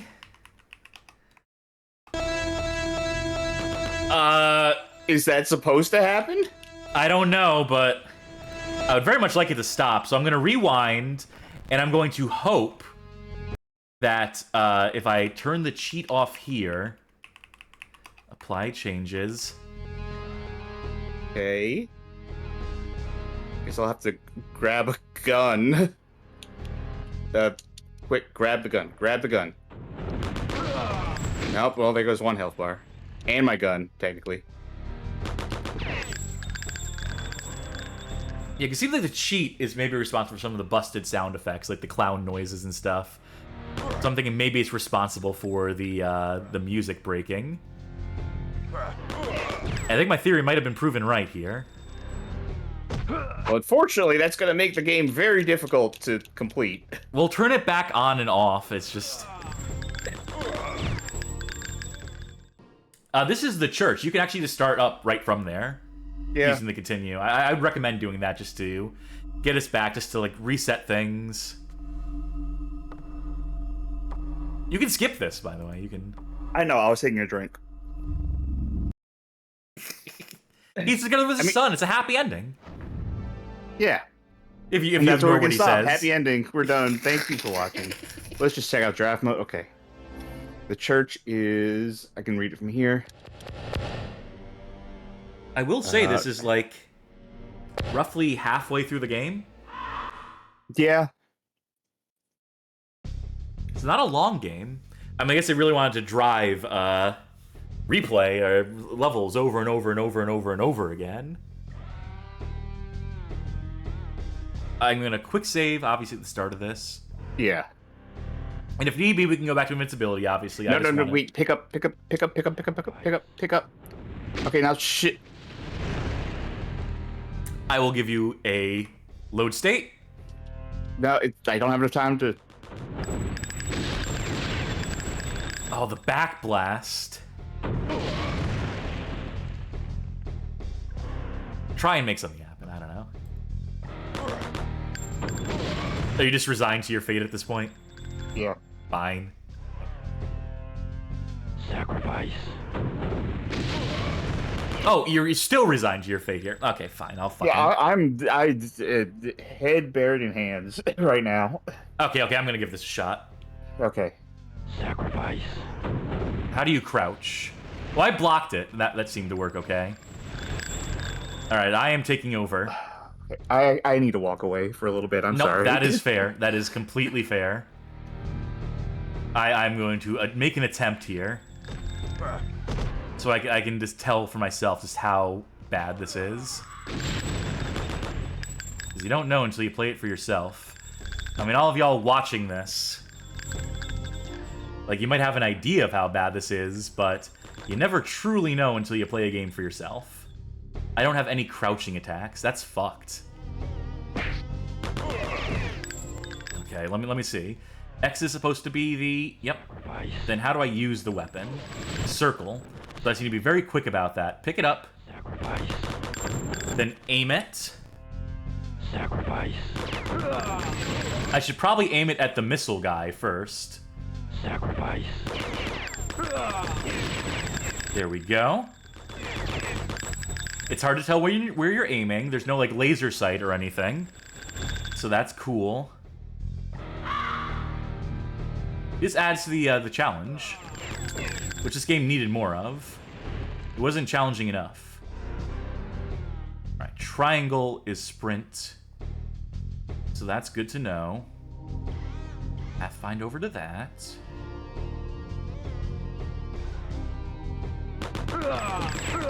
And you better believe I'm going to use the guns as much as possible.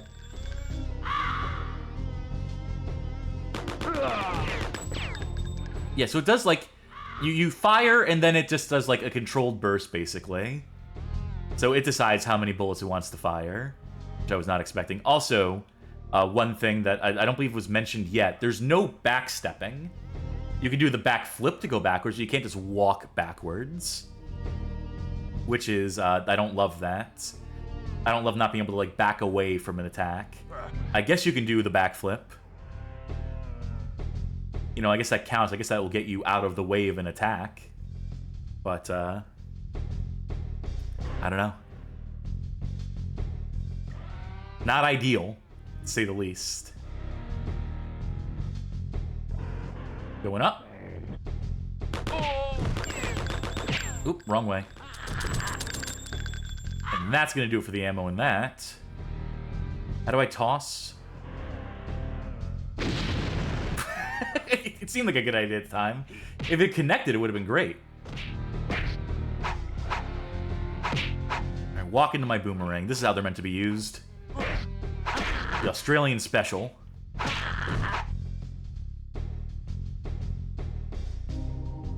Oh, that's a good close-up. Let's see how close I can keep the camera here. For how long.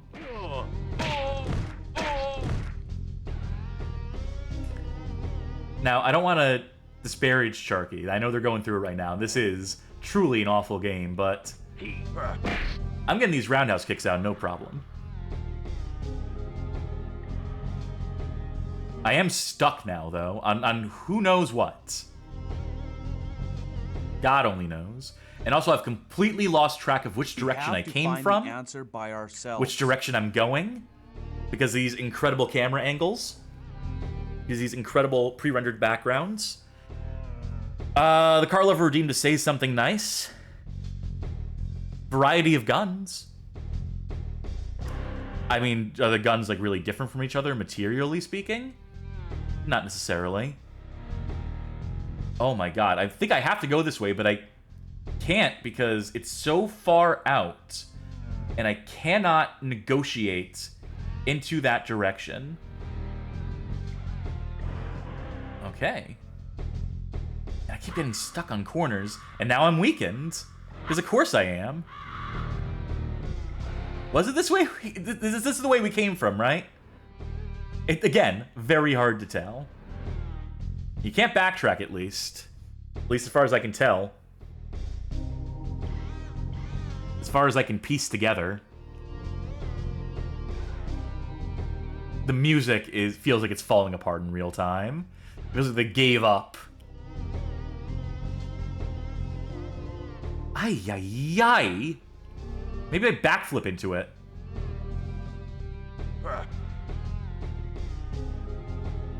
What do you want me to do, game? You're not giving me anything to work with here. You're not giving me much. Wait, I just realized these enemies are still here. Aren't they, like, supposed to disappear when you kill them? Can I do anything, like, to stomp on them? Anything at all? Oh! I think I have an idea. It's a stupid idea, but...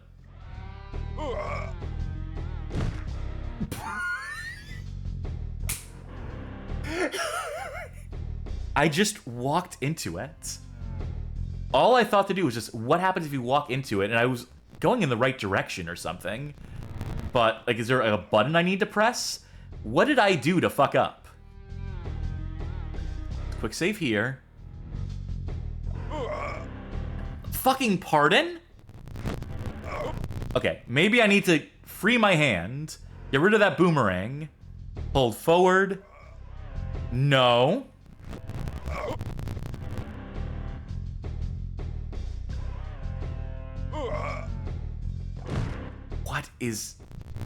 What do you want me to do?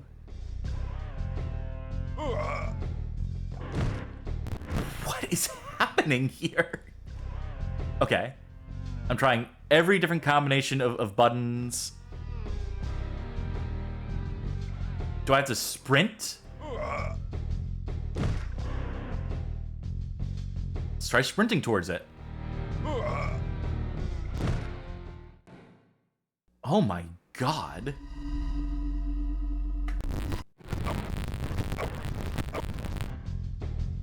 I had a save state there. I should have just used that, but... Per game FAQs. Oh, thank you. Thank you, Vidingham King. When you are jumping, you have to hold up and left? But when you need to grab onto a chandelier, you have to hold square. So in order to jump between the chandeliers, you have to alternate between those two button inputs. It's very difficult, but don't give up. Up and left. You need to hold square. I wonder if they explain any of this in the manual, or if we just need to intuit this.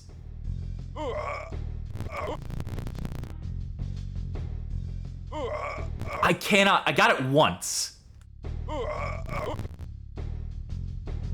Okay. Did I make it? It played the sound effect for falling.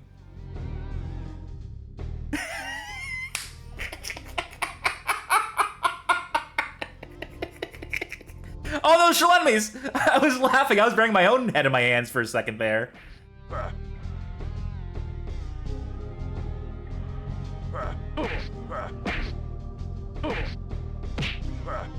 This is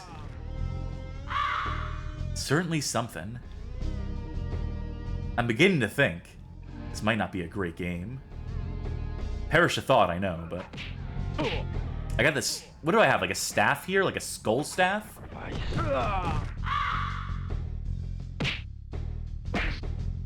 Give me some space, man. Give me some breathing room.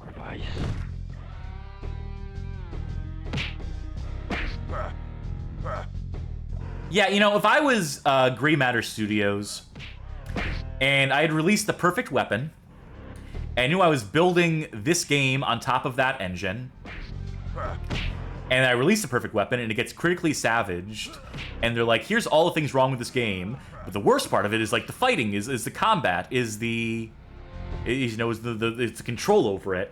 I would work doubly, triply, quadruply hard to make sure that by the time I release another game, a successor game on that same foundation that uses many of the same mechanics, I would make goddamn certain that I tightened up those controls, that critics couldn't say the same thing twice about like 2 games in a row, that if Victor Lucas said that they'll get the next game right, by God, I try and get that next game right. Now, obviously, this is not accounting for the fact that there is probably, like, you know, contractual obligation to finish this game in a certain period of time, that even with the delays in place, you know, it probably costs money. It costs them money to delay it. They probably, like, you know, got penalized for any delay that they proposed to Acclaim. And I'm sure this game was developed, like, in some amount of time crunch, even with the delays, was not given the most money in the world. That recognizing that the movie you're making the game tie into is not reviewed particularly well either is probably somewhat discouraging. Probably a number of contributing factors to why this game turned out the way it did. But even still, even with like all that knowledge and all these excuses you can come up with for them, for it to be this rough around the edges. Alright, I'm gonna quick save here. Maybe this is the boss arena? It feels like we should be at a boss arena. It feels like we spent enough time. Yeah, there she is! Pleasure in pain. Did she disappear? Where are you going? Trini!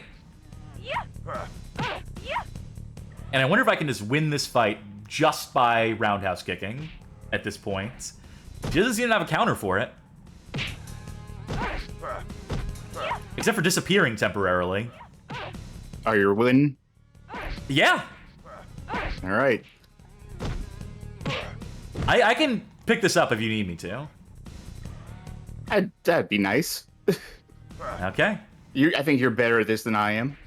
I didn't expect to be. I'm not good at beat-em-ups or fighting games or anything of that nature. Oh, But, she's gone. Oh, she's back.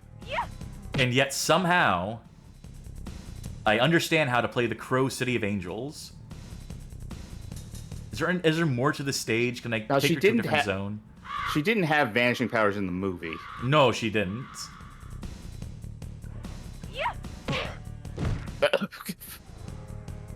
Sick Yellow Ranger kick, though. Where is that supposed to be happening? I mean, I Is thought that she was clipping into the wall. That's why I moved over here to try and give her a chance to not do that. But I think this is, in fact, one of her abilities.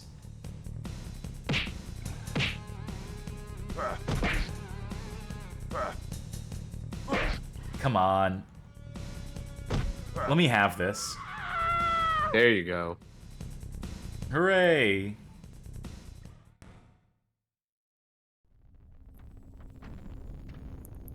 Let's see her die again.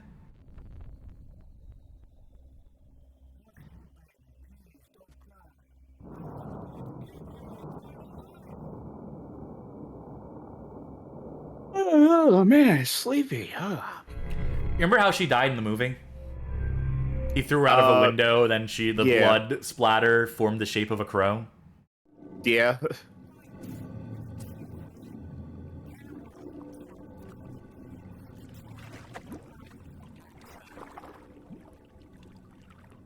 So, like, is this guy, like, making, like, snuff video, basically, or...? Yes. Fully aware of I what think I'm that's his doing. gimmick. Can't you see? Also, we totally passed by him getting killed because his death happens between the first guy and the lady.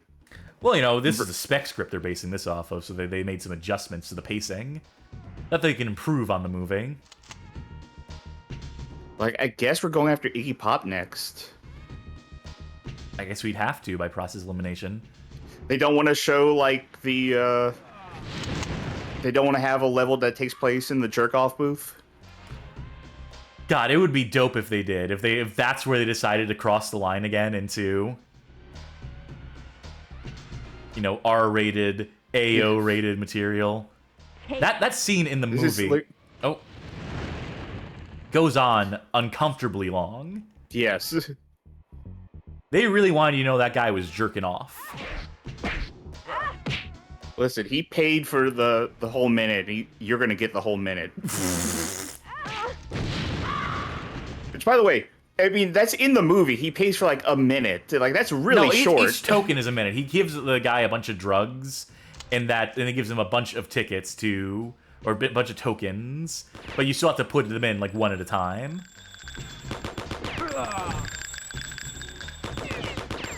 Oh my god, just aim. Lock on. Give me something here. Still playing this on easy difficulty, right? Yes, I am. Okay, I need to aim better with the stupid gun, which, you know, tough task when there's no real aiming, when it is just like a vague direction, and when I cannot like pathfind around half the stuff, and I'm not sure what's scenery, what's pre-rendered, what's an actual object. They put in collision in places as a joke. As a goof. As a prank. They're Easter eggs. They're hidden collision objects. Can you find them all? You will inevitably, just by trying to navigate.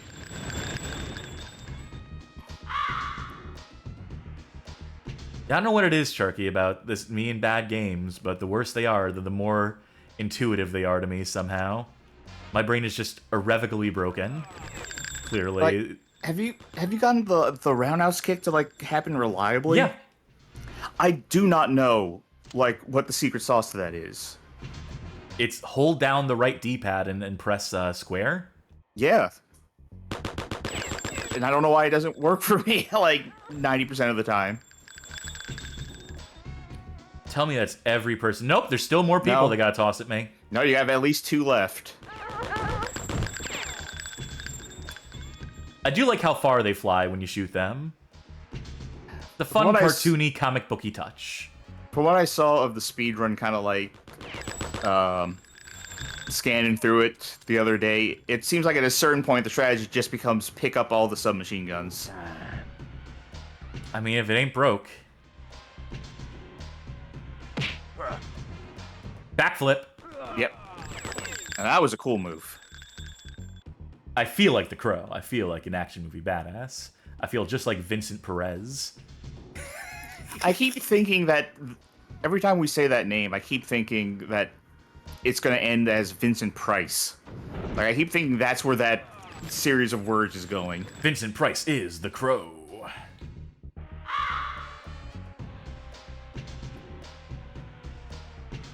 Well, that's one screen done in this new level.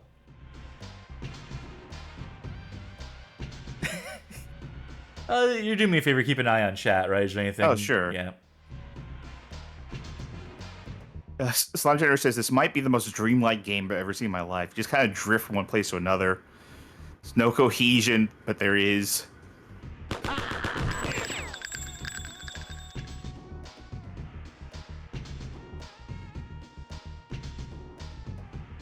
I just wanted to get a close-up on him. I just wanted to get, pose for the camera.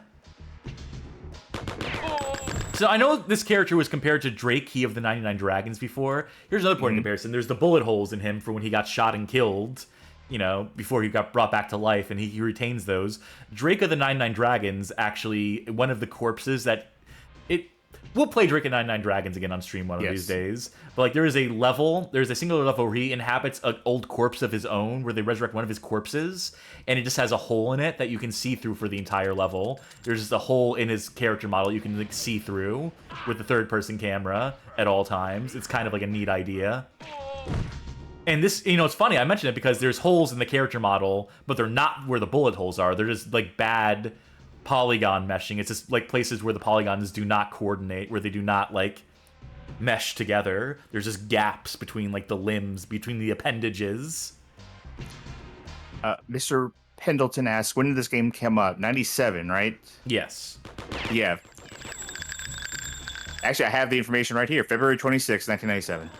Which was 6 to 7 months after the movie came out. Taste the pain. Ooh, this is gonna be a tough screen. Tough to the point I can't even like get anything going there. I couldn't. Once I whiffed for that SMG, it was basically over. I mean, that's basically the way the game goes at this point. Is that if you whiff with your weapon, they're giving you the gun. They're giving you one chance to use it effectively.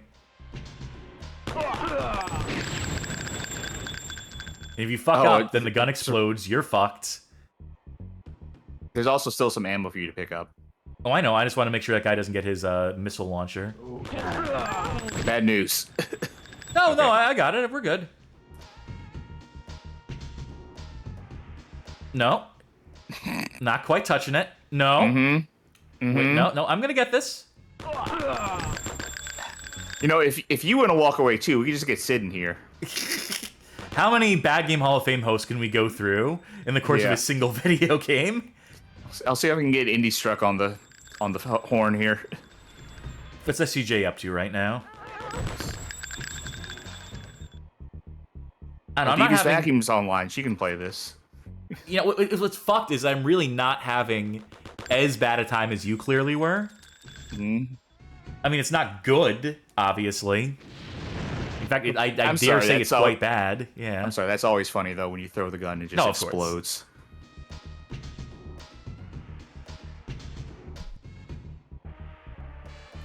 Oh, this game. This was like my rogue agent moment. This fucking broke me trying to play through this. Hey, it happens. Sometimes when you live this bad game life, you don't click with all of them. You can't say something nice about every one of them. Fuck, there goes my gun.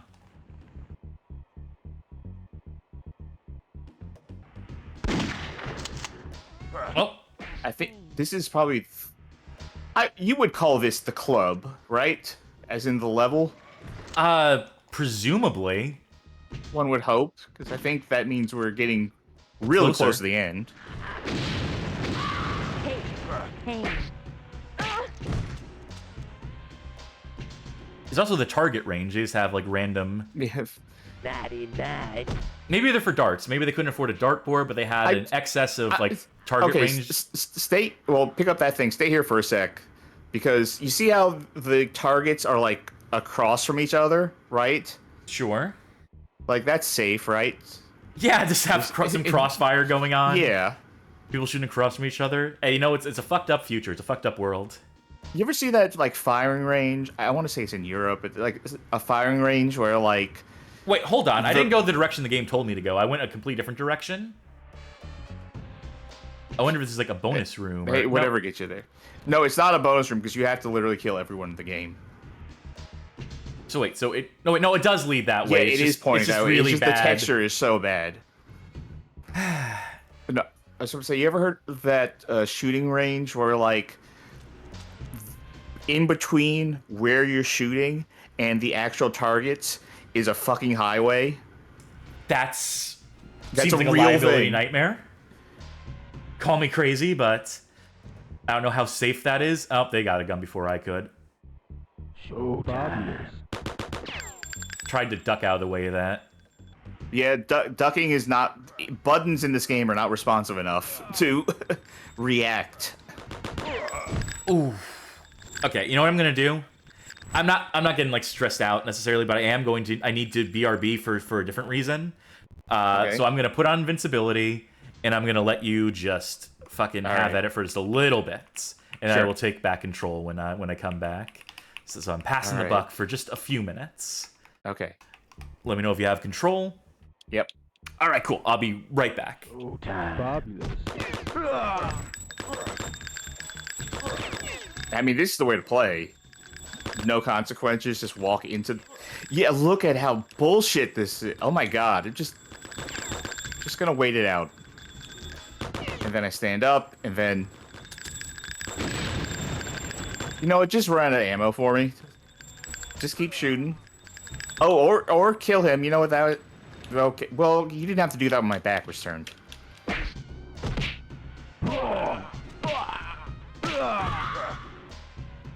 I do not know why I cannot get the roundhouse kick to work.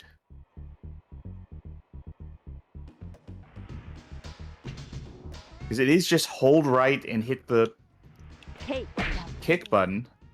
It just does not.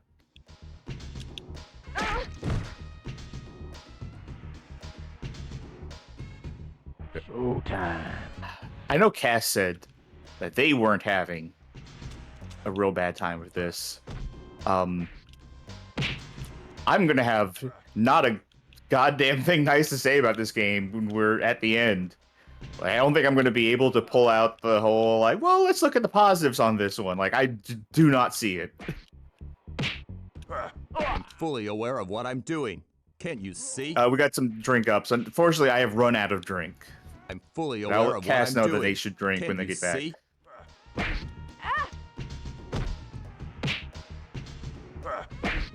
Are you trying to say, are you holding right on the D-pad or is the characters right?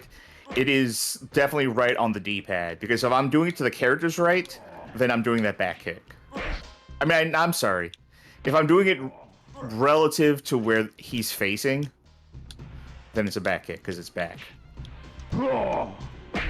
So it's like left or right and kick at the same time.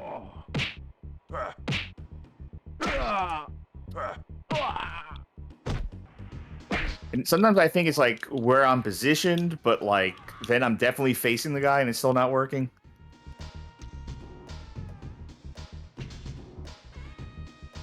What? The birds are pointing this way. They're definitely pointing this way. Oh. No, it's not pointing here. It's not pointing as the crow flies, as it were. It's pointing up here.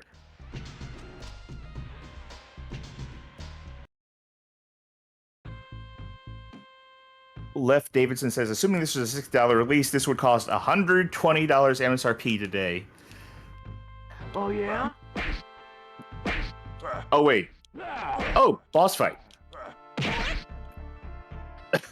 Oh no, the sound is doing that thing again. What does it say? That is a thing I think about every now and then, is the fact that, you know, games are $70 now, more or less. But if you think about like $60 games, Oh, yeah? back then, you know, just... Oh, yeah? Sorry, I was kind of focusing on this. Yeah, the way inflation goes and stuff like that, $60 was like a lot more.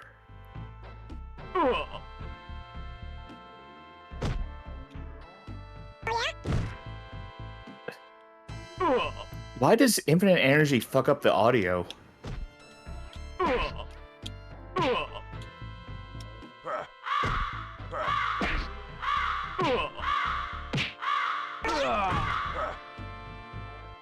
Here we go. Cass is gonna miss this cutscene. Nope, I'm not. Just in time. You're also just in time for the audio to... Did the audio break?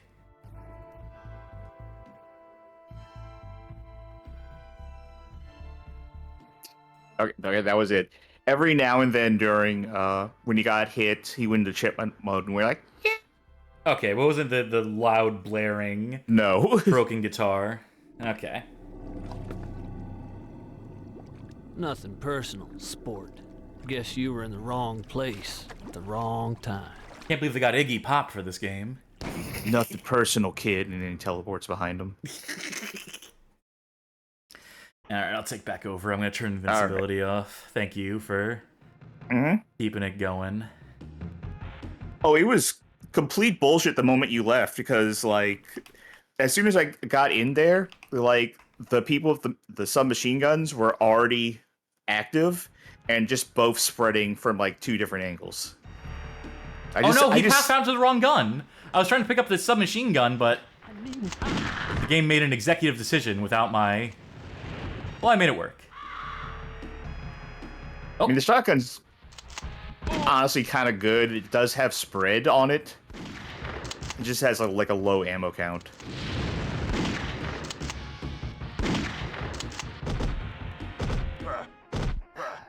Eat foot! Is this the club? Is this the tower? Who's to say? Okay, the last level must have been the club, because it was like the peep show, whatever thing. Why do some bodies disappear and some don't? I'll never understand that. Also want to... Hey, when's the last time we saw a level complete screen? Oh yeah, they totally forgot to do that. They totally forgot to keep including those. Like, I They remember also the first never tell you one. what the passwords are. Yeah. Why have a continue function on the main menu if you're not going to give... If you're only going to give the passwords away in, like, fucking magazines or whatever, and tips and tricks? Yeah,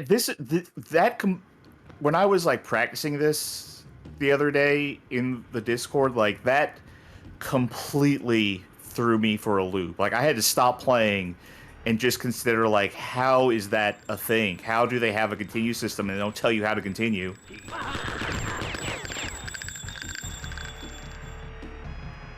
So imagine, like, just being, like, a general player... Yeah. And this, you lose this point. Somehow you manage to make it this far in the game, and you die, and you get kicked back to the main menu. Wait, hold on. No, it does. I know what you're thinking. The answer is no, it doesn't. No.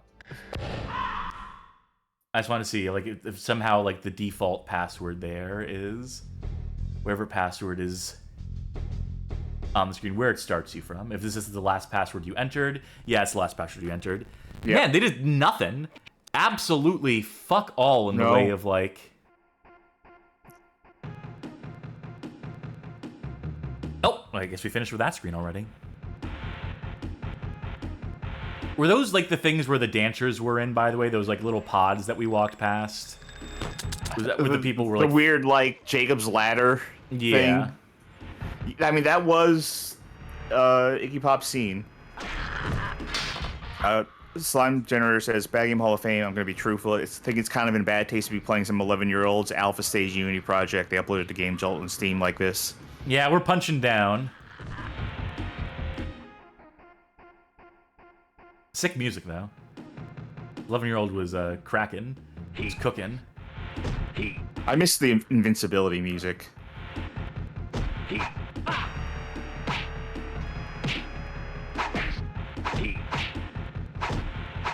What if Sting was inspired not by The Crow, but what if when Scott Hall pitched the idea, he'd actually just played this game, and he's just like, all right, I got an idea for you, big man. I feel like his face paint would have, like, been way more fucked up if he was basing off this game. It would have been very blockish. It would have been very pixelated. I feel like his move his repertoire of moves would have like been way more backflip based. I found the Master Sword. Oh, We got a little bit of lipstick on it. Why is it just like a cartoon sword? Can I do anything with this? Is this interactable in any sort of way? I'm gonna assume no. Oh, well. Up the stairs we go. They stopped giving us crows on the ground to let us know which direction we need to go. We need to figure it out on our own now. We've come this far. The training wheels are off. Yeah, I was gonna say that. I love that Ministry song.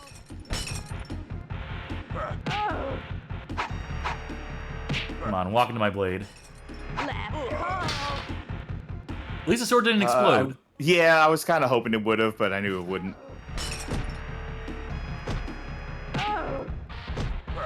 One more kick should do it.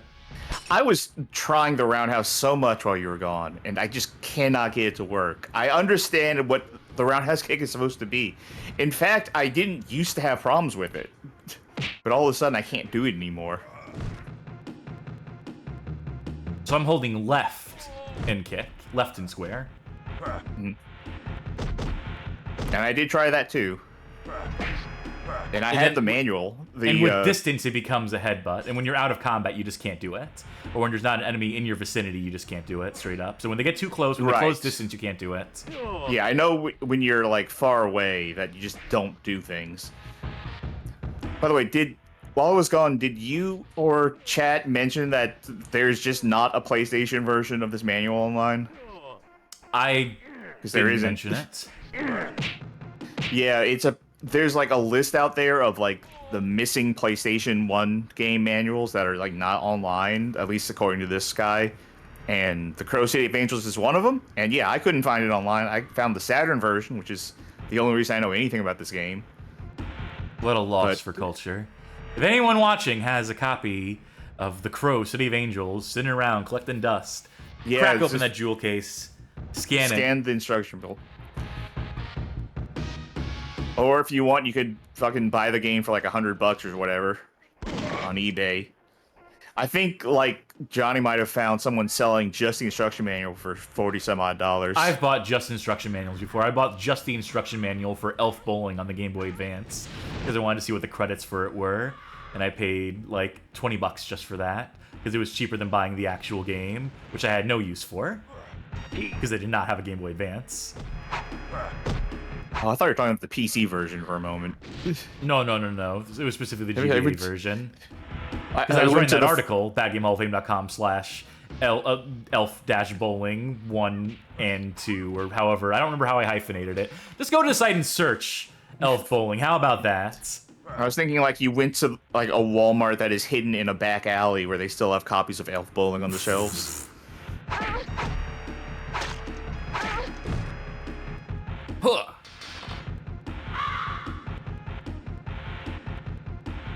Alright. I don't want to take a sword with me because I fucked up on this screen. I came in, I wanted to use the gun, but I had the sword in hand, so that made it so I couldn't pick up. I couldn't dual wield. You know? But you can't dual wield in general. Yeah, I know. That's what I'm saying. Like, you can't do that, so you have to like throw or drop the weapon to be able to pick up a different one. I mean... I love how they don't spawn these people with weapons sometimes. It's like, well, yeah, they have to pick it up off the ground, obviously. What, you think they're just walking around holding a sword or a gun in their hand? No, it's like dodgeball. Like, the dodgeball starts in the center, and everyone has to go run for it. And some of the kids are just really bad at pathfinding, and they start kind of walking in circles. And the gym teacher's just like, all right, you kids, learn how to pathfind better. We need a pathfinding program in this goddamn school.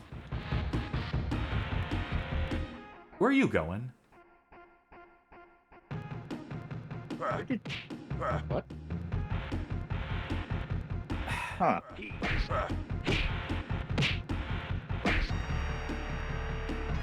Oh.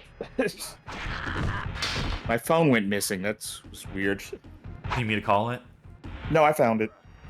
It was just... You don't even know my phone number. It was supposed to be charging, and I looked over and I realized it wasn't there.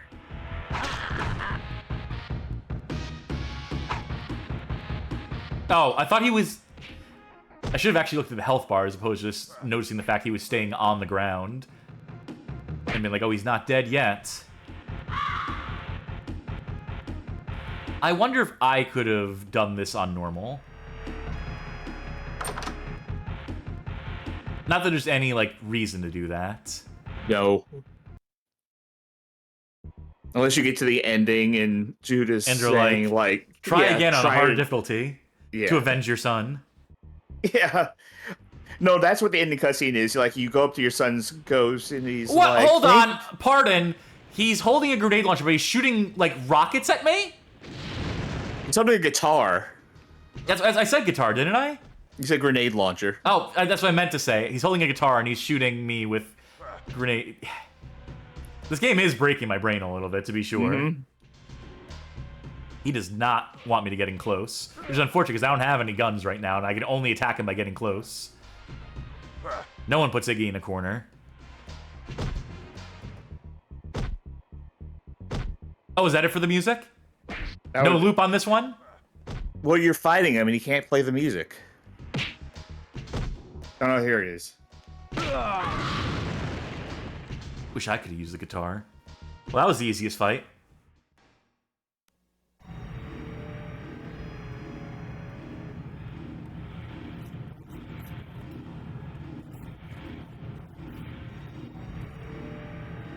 That's definitely not how he dies.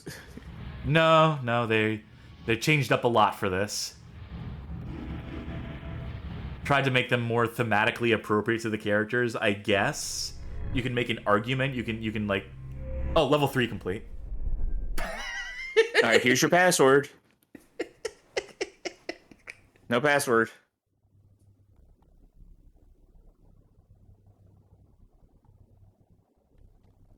This game is fucking something else. Oh, it's a Sarah who hasn't been introduced at all in the context of this game yet, but is like an essential character in the movie.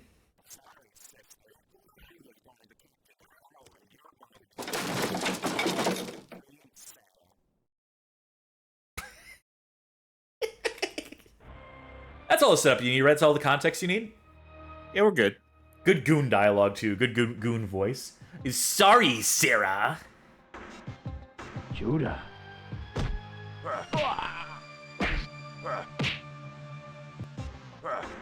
Nebula Abbott says, Cleveland? From the Cleveland show? Wish I could knock people off of this. Send them plummeting. This must be the tower, by the way. I would presume. Oh, that would make sense. You think this is gonna be like a maze, like where I have to go up and down, and how fucked would it be if they decided, all right, now is the time to incorporate like platforming and puzzle solving and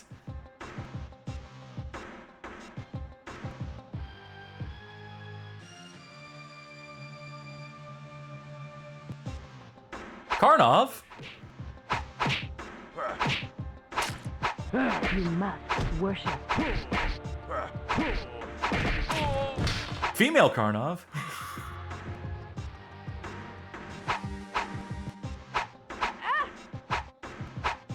This is, not my favorite room in the game so far, where I cannot gauge distance, even though like we're right next to them, presumably. It really just illustrates how bad the hit detection is what I'm trying to get to here, is that, you know, even when you're like as close as possible to the camera, even when it is zoomed in and not like a mile away, it is still so difficult to gauge distance. Like, materially, this distance with the camera is not any easier or harder than when the camera is right up close to them. Let me just skedaddle this way. Let me just drag my feet across the floor.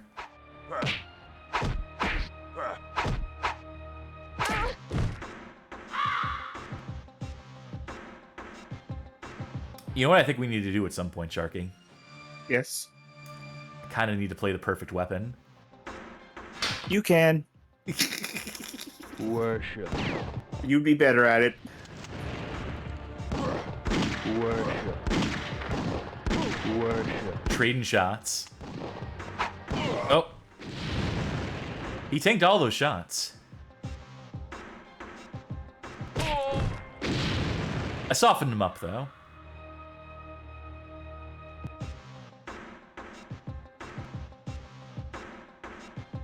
Walk around. You know, in fairness, you know, if I had known that I would be naturally gifted at this particular game, I wouldn't have tortured you with this. I just genuinely thought, because I'm not good at beat-em-ups or fighting games or anything of that sort, so I just thought, like, you know, this will be easy. This will be one that Charky can take care of for me. If I had known... I let my pride get the best of me, and I was like, I can do this. I can play video games. I'm not good at video games. I mean, judging it against this game, using this game as the indicator for... This is the metric of all video games, and if I'm not good at this, then I'm not good at any video game. This is the litmus test of video games. Fatality Wendell is forced to play the Crow City of Angels and comes to realization, maybe I'm not good at games after all. You know, I thought I was cracked at, like, you know, these first-person shooters, but it took the Crow to make me realize how inadequate I was. Judah. Is this slugs or spread? Well, I guess we won't find out because I ran out of ammo. And then whiffed the toss. Like, these camera angles would be something if this was not the kind of game that it is. If this was like a survival horror game, you know, you could do something with, like, you know, how far cast out the camera is, with enemies that, you know, you have to conserve ammo to deal with or something. If this was a completely, fundamentally different game than what it is, right? You can do these fixed cameras and have them be so far out. But that is not what the game is. The game is a beat-em-up with bad shooting in it. Shooting where you don't, like, automatically lock on to things like you do in Resident Evil. Or at least, like, certain revisions of Resident Evil. I guess Resident Evil didn't always have lock on. Worship. What? Worship. Worship. These are all, like, the druggies, so their lines are all, like, Judah. So they worship Judah, and they worship drugs, presumably. I know there's a shotgun I left behind here. Drugs are my religion. Haze is the shit.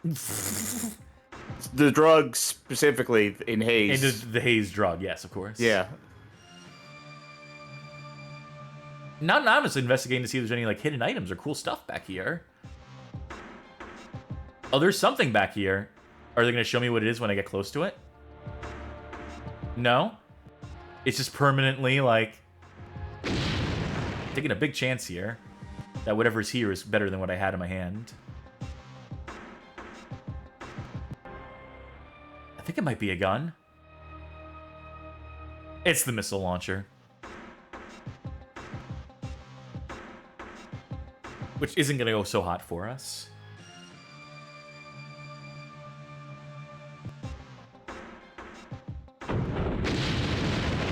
Or maybe if they just keep walking into frame here, if they just funnel down the center, and if I can just stand here... Can you believe this shit? Hi, I'm Ash Corvin, star of The Crow, City of Angels.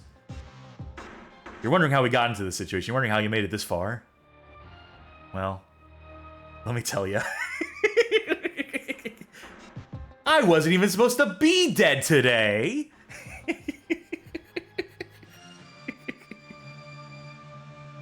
Don't get impatient with me, Ash Corvin. It's your developers decided to make this game this fucking long. Nope, stuck on something. You must worship. Oh, come on! Alright, you come to me then. I'll wait right around the... Nope, you can shoot me through the walls. Awesome. Oh, you can't even hear the shots that kill you. Oh! Okay. Let's take two on this. Let's not waste time. This might be unprecedented, but I think I have to leave for the night. That's okay. I will finish this up best I can. Okay. I know it's been a rough one, but I will talk at you later, Charky. Be well, okay? Okay. Good night, folks. Yep, I will. Oh, wait. just edit this in at the end when you say like I've been whatever Cassie, and I'll say like I've been Magpie Charky. Okay, Magpie Charky. Very good. See you later, friend. And I will continue to bang my head against this. Oh, that's the disconnect right there. Hell of a game. Oh, I'm climbing way past the ladder. I don't know if you can see that at the top of the screen, but we climbed to the top of the ladder and then just kept going. That ladder to heaven. I saw that guy getting his gun at the ready.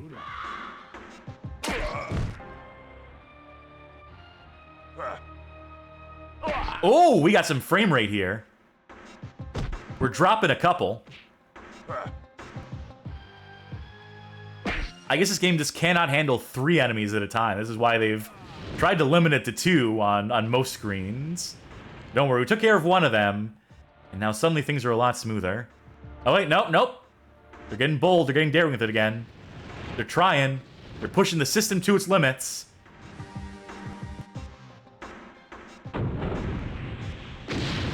It's bullet time, you see. Wait, hold on. Hold the phone. Look at the trajectory of this missile. I shoot it forward. It's like a Looney Tunes bullet. It goes past and it reverses. These are homing missiles?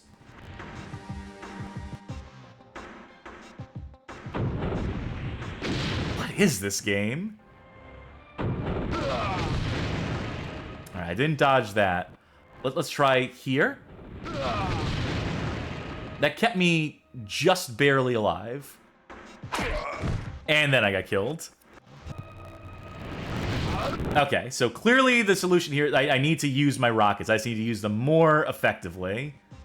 I need to get out of combat stance so I can actually travel some distance.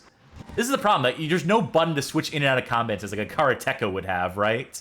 So like once the game decides like, oh, you're fighting now, it is fisticuffs, it is you are stanced up, and then it gives you no recourse or no option to get out of that, so you can get back to like actually being able to sprint or do the movements you'd want to be able to do. What I can do here is kill that guy with the rocket launcher. All right, yeah, I'll take that. Judah. That guy did not die from a rocket. That guy killed his friend with a different rocket. I see some Twitch user ask, you only get 1 life in this game? Yes.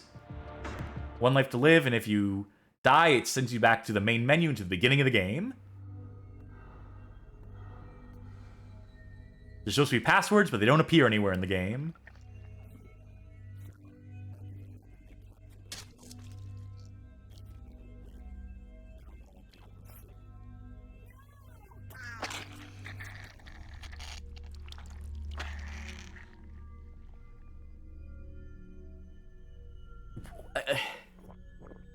I know what scene from the movie they're trying to do.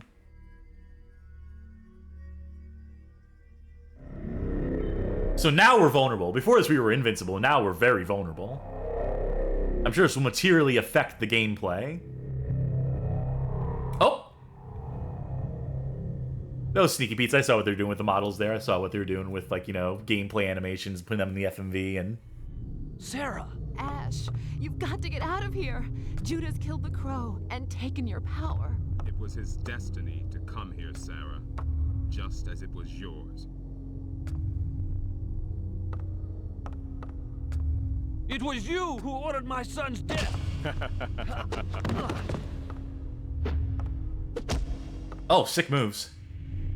I've tasted the blood of the... Imagine the game played like this. Imagine the melee combat in the game was like this. Go to hell. Already been there, and I must admit I liked what I saw. You're a crow. Let's see you fly.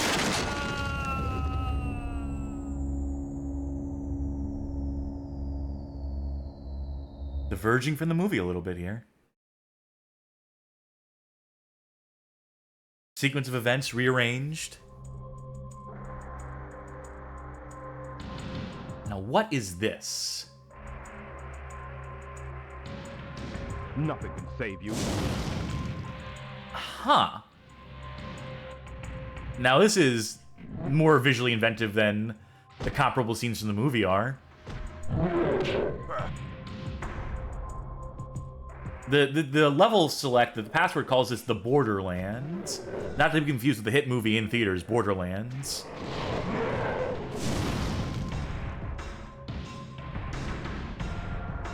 Getting a little mystical here. Not that I disapprove. I mean, clearly, they wanted to do something different. They wanted to carve out their own identity from the movie. They wanted to make their own edition, see if they could improve something that was, you know, certainly critically lambasted. Something that they would have seen. You know, they probably would have had access to the dailies while the movie was in production and while the game was simultaneously in production. And they're probably like, well, we can stand to improve this. We know this movie's going to be a bomb, but maybe our game can stand out. And I gotta say, like, one of the worst parts of the movie, of City of Angels the movie, is that what would be the final boss fight, if you will, that the action climax where Ash fights Judah here is kind of just really bad. Is not choreographed at all. Ends with a really bad CGI effect. Wait, am I dead? Did I get exploded? Something exploded there. I don't know what. What here? Okay, so I get that they're hitting me for a lot of damage. That's fine and dandy. Oh, but they just explode when they die. Okay, so if an enemy dies close to you, that's no bueno. That's not good. K4 Boom, if you ask if we can become the giraffe soon one more time, I'm going to time you out. This is wild. I might turn the cheats on in a minute, because they're not giving me any guns anymore. They're taking away all my toys. They're taking away every effective tool I have and making me just rely on the melee. Come on, walk into it. I can't get closer. If I get closer, when I kill you, you're going to blow up, right? Oh, huh?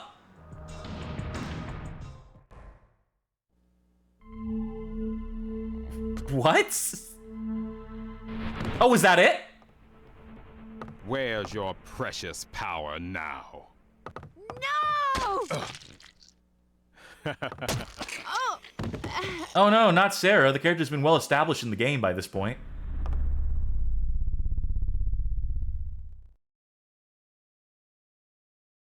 Alright, this is the finale, I imagine. It's all built into this. It's all been built into this. Nothing can save you. Oh, he has grenades? He has the missiles? That's not fair. I don't get those. There goes one of our bars of health. Oh, he's got lots of health. Nothing can save you. Alright, roundhouse kick is not my best choice. Clearly that is not working out for me. Oh, punches seem okay. If I can kick him while he's down, that'd be good. Alright, this is more doable than it seems. So long as I stop him from using his rockets, his missiles, whatever. If I can close the distance with punches. Yeah, okay. Nothing can save you. Similarly underwhelming as the movie is, once I've gotten into the swing of things, pardon the pun.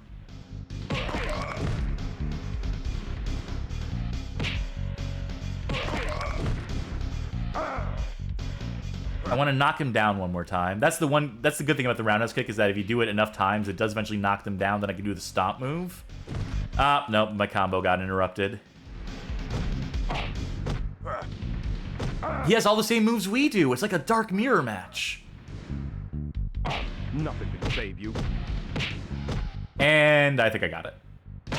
Oh! Sweet move. No thanks.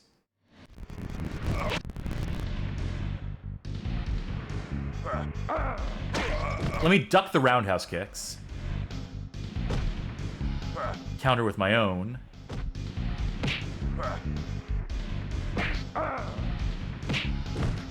And stomp. Stomp to death. Stomp to death. No. Get close. Do the stomp. Fine, if I hit the head button to death, that works too. Was that it? I think that was it.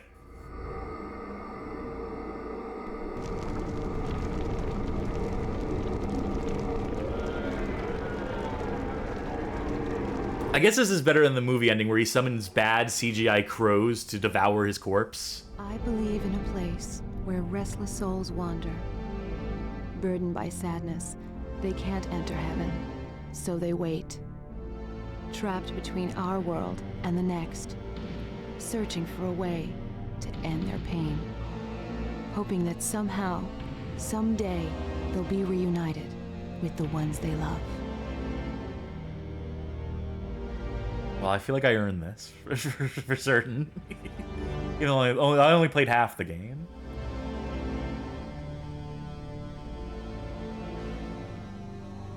Perhaps the real crow was inside us all along. Cut the credits? No, just back to the main menu? No credits roll? You have to just trigger the credits on your own. You have to decide that you want to watch the credits. So that really takes away from the theory that if you beat the game in under 50 minutes, or whatever the fuck, that you can press the triangle button during it. Pressing the triangle button now.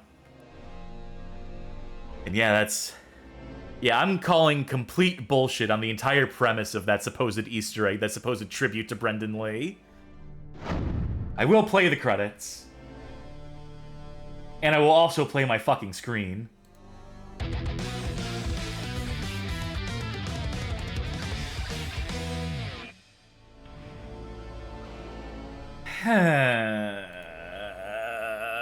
The Crow City of Angels. That Fully was aware the of Crow what I'm City of doing. Angels. Can't you see? What a city it was. Those angels I have heard on high. I will drink up.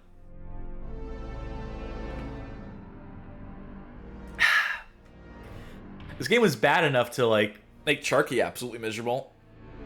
As for my take on it, as for my perspective, yeah, that's pretty rough. You can... You can see what they were going for. I can picture what this game looked like in their mind's eye. I can visualize the version of this game that they thought they were making. And, you know, with Perfect Weapon as precedent for it, you know, with them having complete control over that in terms of the story beats, the locations you go to, the enemies you fight, the items you use and pick up. And then comparing that to this, which is, you know, a more developed version in terms of, like, mechanics and gameplay, you would presume, you would think that with the benefit of 7 months extra time to work on it. And this is what they came up with. Oh, we waited long enough. It's going to load something now. I think it's just going to load the demo, as a matter of fact. You know what? Here's what I'm going to do. Rather than speaking over just this screen here, you want it, you asked for it by name. Giraffe mode. There's also a stickman mode. Let's do giraffe mode first. Let's see what this amounts to while I continue to commentate on this. This is going to start us from the start of the game. That's fine. There we are. Damn, he got that long neck. In the back, it looks like I have, like, the world's greatest pompadour. It's like, just from this, it's just like, man, I didn't know they stacked hair gel that high.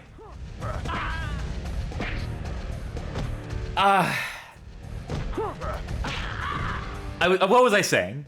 I could picture the game they were trying to make, and I can envision a version of this type of game, of a fixed camera 3D beat 'em up that is playable. It would require so many changes, so many more, like, smarter, better ideas, much better implementation, much better angles on the action, much more connective moves, probably some degree of homing on the attacks, of auto-targeting, some system that's for selecting targets even. Some reticle that pops up that lets you, like, know who you're aiming at with your gun, with your fists, with whatever. A more effective means of dodging besides the slow-ass crouch and the backflip would be nice, to be sure. A lot of changes that, you know, would have taken significant effort to implement, obviously. I'm not saying that these are easy changes to make, but they are necessary. That when you strip this game down to the bare essentials, when you strip the 3D beat 'em up down to no accessibility, to no, like, quality of life, when you have to just, like, basically fend for yourself in a world where enemies can knock off a full third of your health with a single attack, where you're getting bounced between attacks, getting cornered constantly, like, that shit is the worst. To be sure. I almost want to see what a boss looks like with giraffe neck, but I'm just gonna have a long neck is what it's ultimately gonna be. Like, this is goofy. Not the funniest thing I've seen. I'll load Stickman mode up next, and we'll compare and contrast that. I'll load up a different level for that too, just for a bit more variety. Some Twitch user says this game needed fine-tuning. No, it needed tuning. It's not even in the same key. Like, whatever, like, you know, into the music metaphor, this guitar ain't even tuned.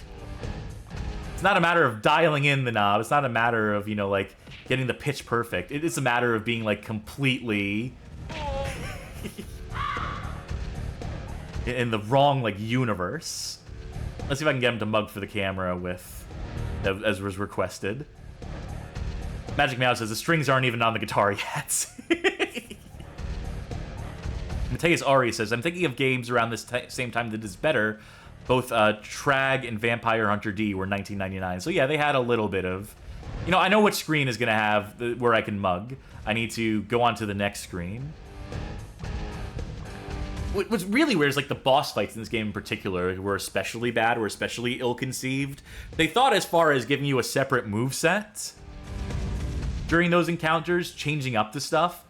Because, you know, like, the thing with Perfect Weapons that you had 100 moves, that you learn moves from enemies in that. And, you know, they obviously stripped that system out to streamline this to some extent. But they still probably, like, imagine a lot of these moves are still, like, recycled from Perfect Weapon, if I had to hazard a guess. I know they used the Acclaim motion capture. They didn't have that for... They didn't have the benefit of that for Perfect Weapon, but I still imagine, like, a lot of them, like, conceptually, a lot of them, like, maybe, like, the frame data for it is still rooted in that. Alright, I know people are coming my way. Hopefully they're caught on geometry or something, and I can just wait for Ash to do their sweet animation here. There we go. He's like E.T. stretching his neck out. The 2600.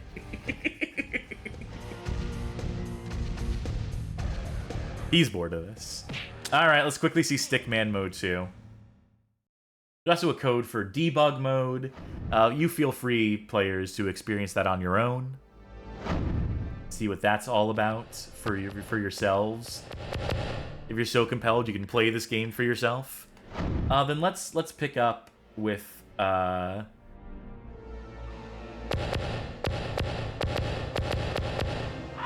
final fight. Johnny Baggett asks, do you have time to load up the Saturn version? Because I think the music is worth hearing. No, I think we're going to wrap this up as soon as I demonstrate this Stickman mode thing, and as soon as I get my thoughts out on this. I think we are just calling it. Again, feel free to play the Saturn version for yourself, viewers at home, or watch a video of it. Oh, I think Giraffe mode may have stacked with this. Battle of the Stick Bugs. Nothing can save you. Fun cheats, I guess. For whatever the fuck that's worth. I'm having a very easy time with this fight, by the way. Maybe there's something to the Stickman. Maybe they somehow power you up. I have your power. Oh no, I heard my bones breaking. Which I guess makes sense when we're so fragile, when we're so thin, when everything is so fragile. But yeah, this is certainly one of the worst 3D beat-em-ups I've ever played. I played a few bad ones. I mean, at a certain point, I figured out how to play it. When I took over, I was able to get through it. So it's not impossible. When I was commenting watching just Charky play, and I was like, I can't imagine how a player can get through this. I mean, I still can't imagine, like, fully, especially, like, you know, the lack of continues, like, immediate continues of the game not telling you passwords when it should. Like, all that shit definitely stacks up to make a game that I can't imagine anyone having the patience for. But, like, in terms of, like, getting through a screen, getting through combat encounters, I eventually mostly had it. There's still bullshit that can completely sneak up on you and just, like, completely ruin, kill your momentum, kill your run, that you have, like, little to no control over. Bad pathfinding to pick up the guns, which are definitely strictly necessary, by the way. The guns, like, you know, this should just focus on being a shooter, I guess. It's not like, you know, not like what's his name, Vincent Perez was doing that much kung fu or melee combat in the movies. It's mostly guns. The original Crow movie, mostly guns, mostly shooting. Could have just made it a third-person shooter. Fundamentally, just like rethought this game from the ground up and restructured it.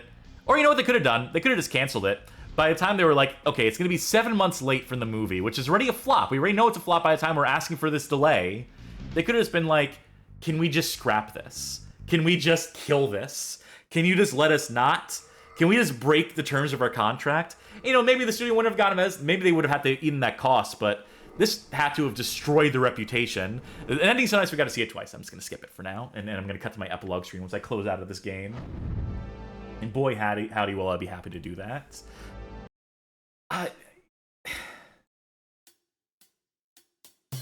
As a developer, you have options.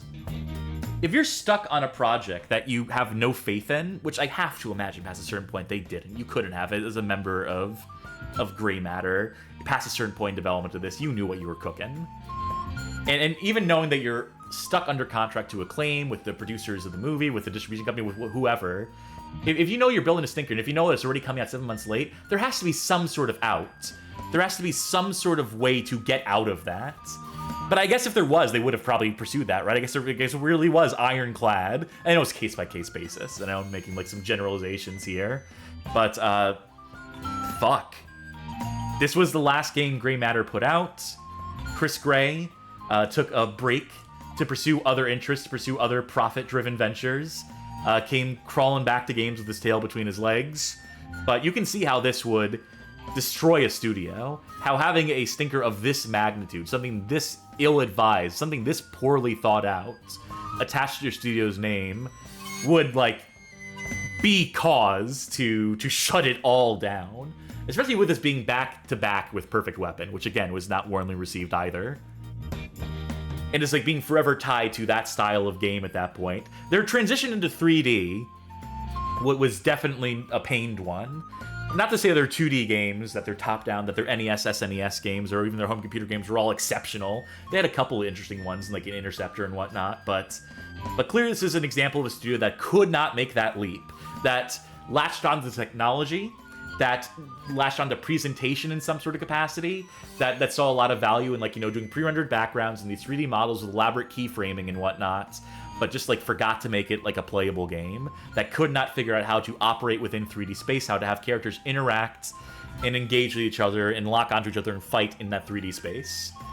And, you know, it'd be more unfortunate if this game was attached to a movie that wasn't complete garbage, if more people would have potentially played this, if this was, like, the game adaptation that the first Crow movie got, right? If this was a version of the 1994 Crow, you know, then it would be, like, way worse. History would be way worse for it. Luckily, it's only tied to this fucking movie. Luckily, the pain only runs so deep. Luckily, only so many people would have even have thought to have purchased this game. Damage minimized in that sense. So that's something nice you can say about it, is that you have to assume a minimum of people were exposed to this back in the day, and that looking back on it now with our, you know, 2024 eyes. I don't know when the AVGN covered it. I don't remember. I should have probably put that in the history section, because it is, like, a moment where this game came back to the surface.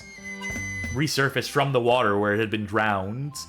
Revived, resurrected by the power of the Crow, and come back into the public consciousness for a minute. But I can see people, I mean, it makes sense to go back to this and just be like, this is a complete nightmare. But, you know, even back then, this wouldn't have passed for anything. 3D games by this point, as primitive as they were already way far ahead of this. Resident Evil, for its parts, was an entirely more functional game that understood camera angles in perspective and distance in a way this game doesn't even begin to fucking sniff. And that's rough. That is tough. Not a great game. In fact, quite a bad one, based on bad source material, which is at least ironically enjoyable. This game, not so much. You can get through it. I think it's possible to beat it. Can you beat it in under 50 minutes? Probably not. Maybe. Who's to say? I'm not going to be the one to figure that one out. But ultimately one that you don't need to revisit. That, you know, live vicariously through someone else. Suffer through us. Do not suffer like we did. And yeah, that's basically all I got to say about that. Apparently the Saturn version's even worse. Apparently we got off lucky tonight with this version. So if you really must, if thou must play that Saturn version and compare and contrast it to this in your own minds, draw your own conclusions. Or maybe that Windows version, that weird-ass Windows 95, 98 version. I'm sure that just runs natively. I'm sure that runs like a fucking charm. But that will do it for us for tonight. If you liked what you saw here tonight, consider pledging on Patreon, subscribing on Twitch, supporting the show, helping steer the direction of it. By being a supporter, you will have access to the Patreon Saints channel on our Discord server. Cassidy, hit him with a link to the Discord server. Yes, I will. Thank you very much, Cassidy. And we will be putting the poll up tonight. We have the games selected. We have determined what the poll games will be for our next Thursday long-term or short-term playthrough. And I'm going to list them here. I'm going to mention them here for posterity, and I'll put the poll up on Discord shortly after the stream wraps. The theme that Charky decided on the games and the theme. The theme is games about aliens. I wish they were around to ask them why they settled on a theme. I can't remember that particular detail, but the 4 games you'll be able to vote between include Aliens Colonial Marines, which will be a co-op playthrough. Me and Charky will tackle Gearbox's masterpiece. Blue Stinger for the Dreamcast, some survival horror action for you. The Thing, which I hear is getting a remaster by way of Night Dive soon enough. I Am Headful, that's right, there's a new Alien movie out. That's why Charky picked this. Okay, it's all coming together now. We keep tying this stuff into movie releases. The Thing, the PS2 version or PC version, I haven't decided yet, but whichever version works. And XCOM Enforcer, the third-person, behind-the-back action XCOM game, where you play as a robot and you have like an outrageous array of weapons. We have an article up on that game if you want to get a preview of that one, XCOM-Enforcer. BadGameHallOfFame.com/XCOM-Enforcer. So, all of these, I think, are interesting picks. You'll be able to vote on which one you want to see if, again, you are a supporter. But if you can't financially support us, I completely understand.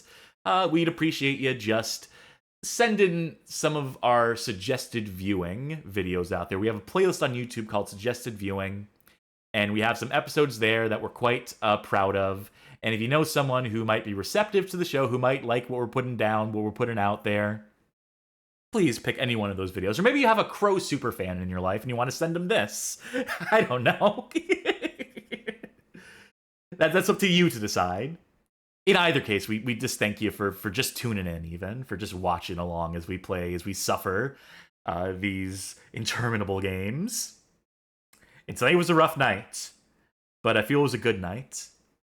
I feel we learned a lot from this. I don't particularly feel like rating tonight, I'll be honest. We've been through the ringer, so I'm just gonna close it out here for tonight. I've been Cassidy, your resurrected Crow Cassidy. Charky, as I mentioned, is the Magpie, and we thank you again for tuning in. We thank you for spending this Day of the Dead with us. That's the plot of the movie, by the way. It takes place on Day of the Dead, and I think there's supposed to be like a time limit they don't establish at all. Go watch, that's my recommendation. Instead of playing the game, go watch The Crow City of Angels for yourself. Assuming you've already watched the first movie. Watch the original Crow first, if you haven't already, and then watch The Crow City of Angels. That's my recommendation. That's the primrose path I'm sending you all down. Bye!